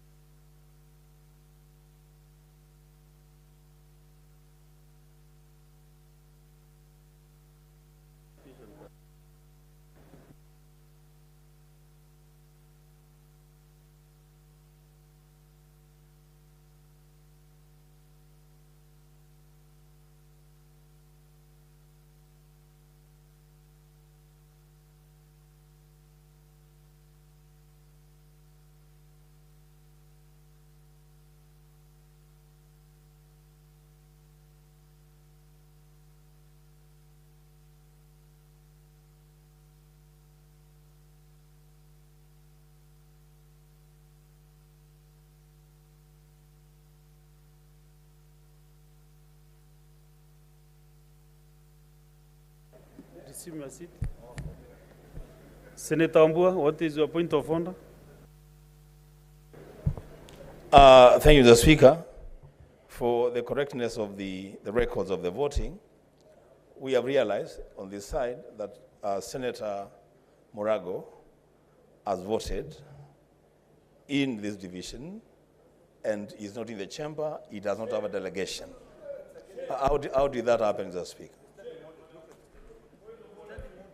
Yes, Majority Leader. Mr. Speaker, on this side, we equally noted that on the 4th division, Senator Mohamed Faki, the senator for Mombasa, was not in the House and his vote has been recorded. We need that to be checked as well. Therefore, honorable senators, this is a very a very simple matter, and it is provided for in our standing orders. Anything that is provided for in the standing orders should not bring any problem in this house. If you go to standing order 90, standing order number 90, and I read verbatim, if after an electronic or a roll call vote has been made, it is discovered that the number has been inaccurately reported or that an error has occurred in the names of the division list, that fact shall be reported to the Senate and the Speaker shall direct that the necessary correction be made. And I now direct that the necessary correction should be made on those two senators who have voted and they are not in this house.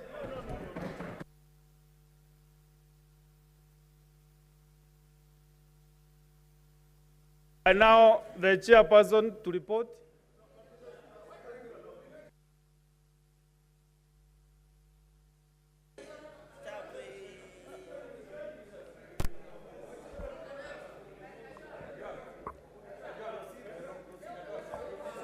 Honorable Senators, I wish to report. Honorable Speaker, I beg to report that the Committee of the Whole has considered the Affordable Housing Bill, National Assembly Bills number 75 of 2023, and its approval thereof with amendments. Next, mover. Honorable Speaker, I already made, I beg. No, proceed, mover. Proceed. Honorable Speaker, I beg to move that the House do agree with the committee of the said report. I request the Senator for Nyandarua to second. Honorable Speaker, I second. Honorable Senators, I propose the question that the House do agree with the committee in the said report. Honorable Senators, I put the question that the House do agree with the committee in the said report. As many as those of the same opinion say aye. As those of contrary opinion say nay. The ayes have it.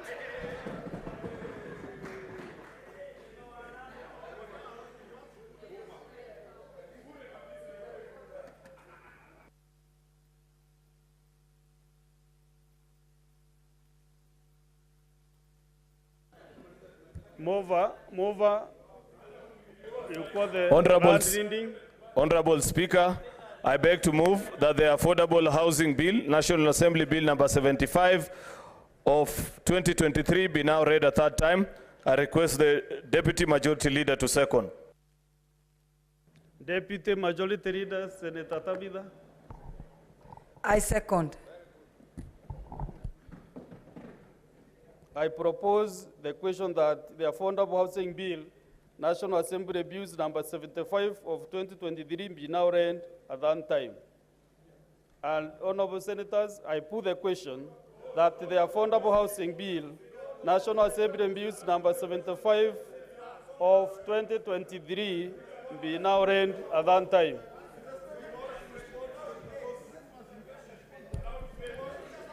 Honorable Senators, we now go to the division. You can ring the bell for 2 minutes. Sergeant at arms.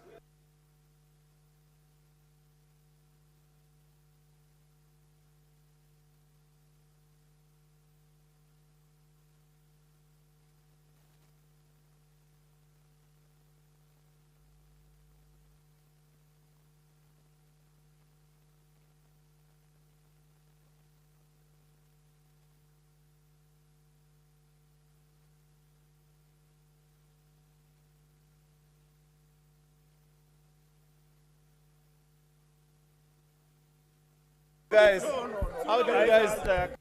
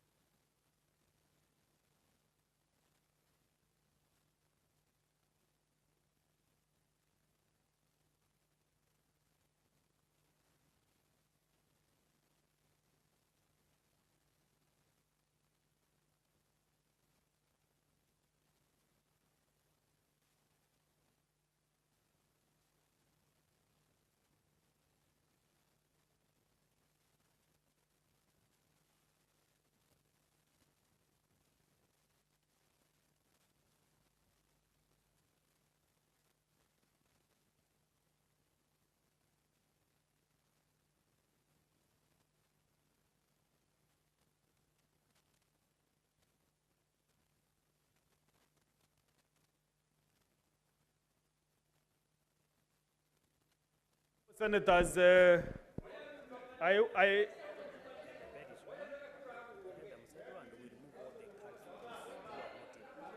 yeah, honorable senators, honorable senators, honorable senators, I want to assure you that this house will remain a house of debate. A house of debate. I'm telling you. And the number will be stiffened. So now, can you kindly withdraw your cans? And we don't want the same mistake to withdraw your cans kindly. And Sergeant at arms, ensure that no can is in the box.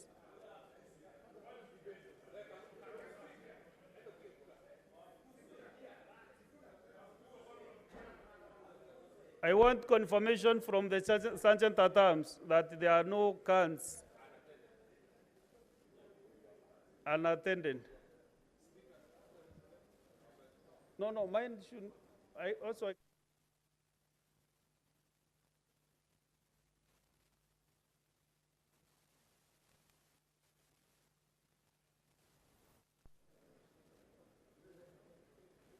And proceed to vote.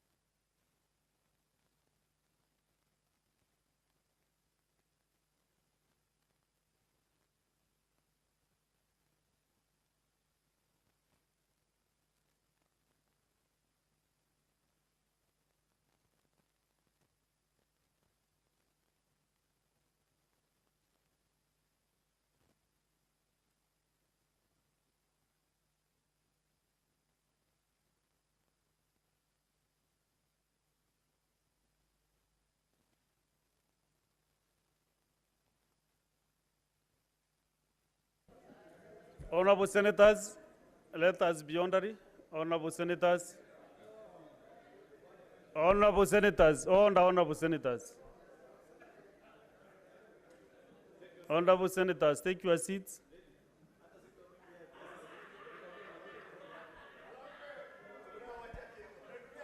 I want to, Honorable Senators, Senator Mudigi, Majority Whip.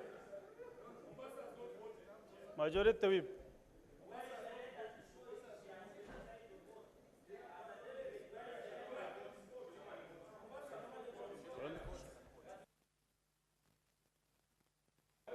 Proceed and vote. Take the vote to her for voting.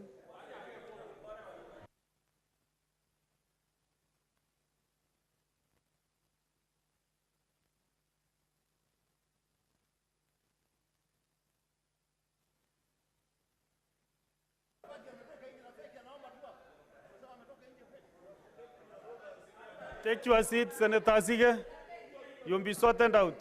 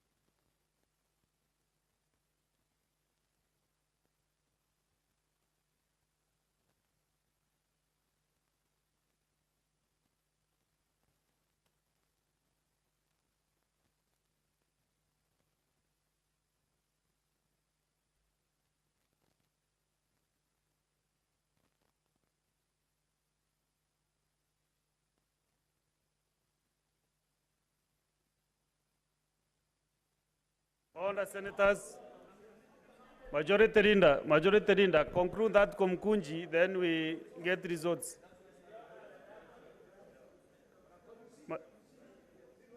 Have your seats. Take your seat, Majority Leader, kindly. Take your seat.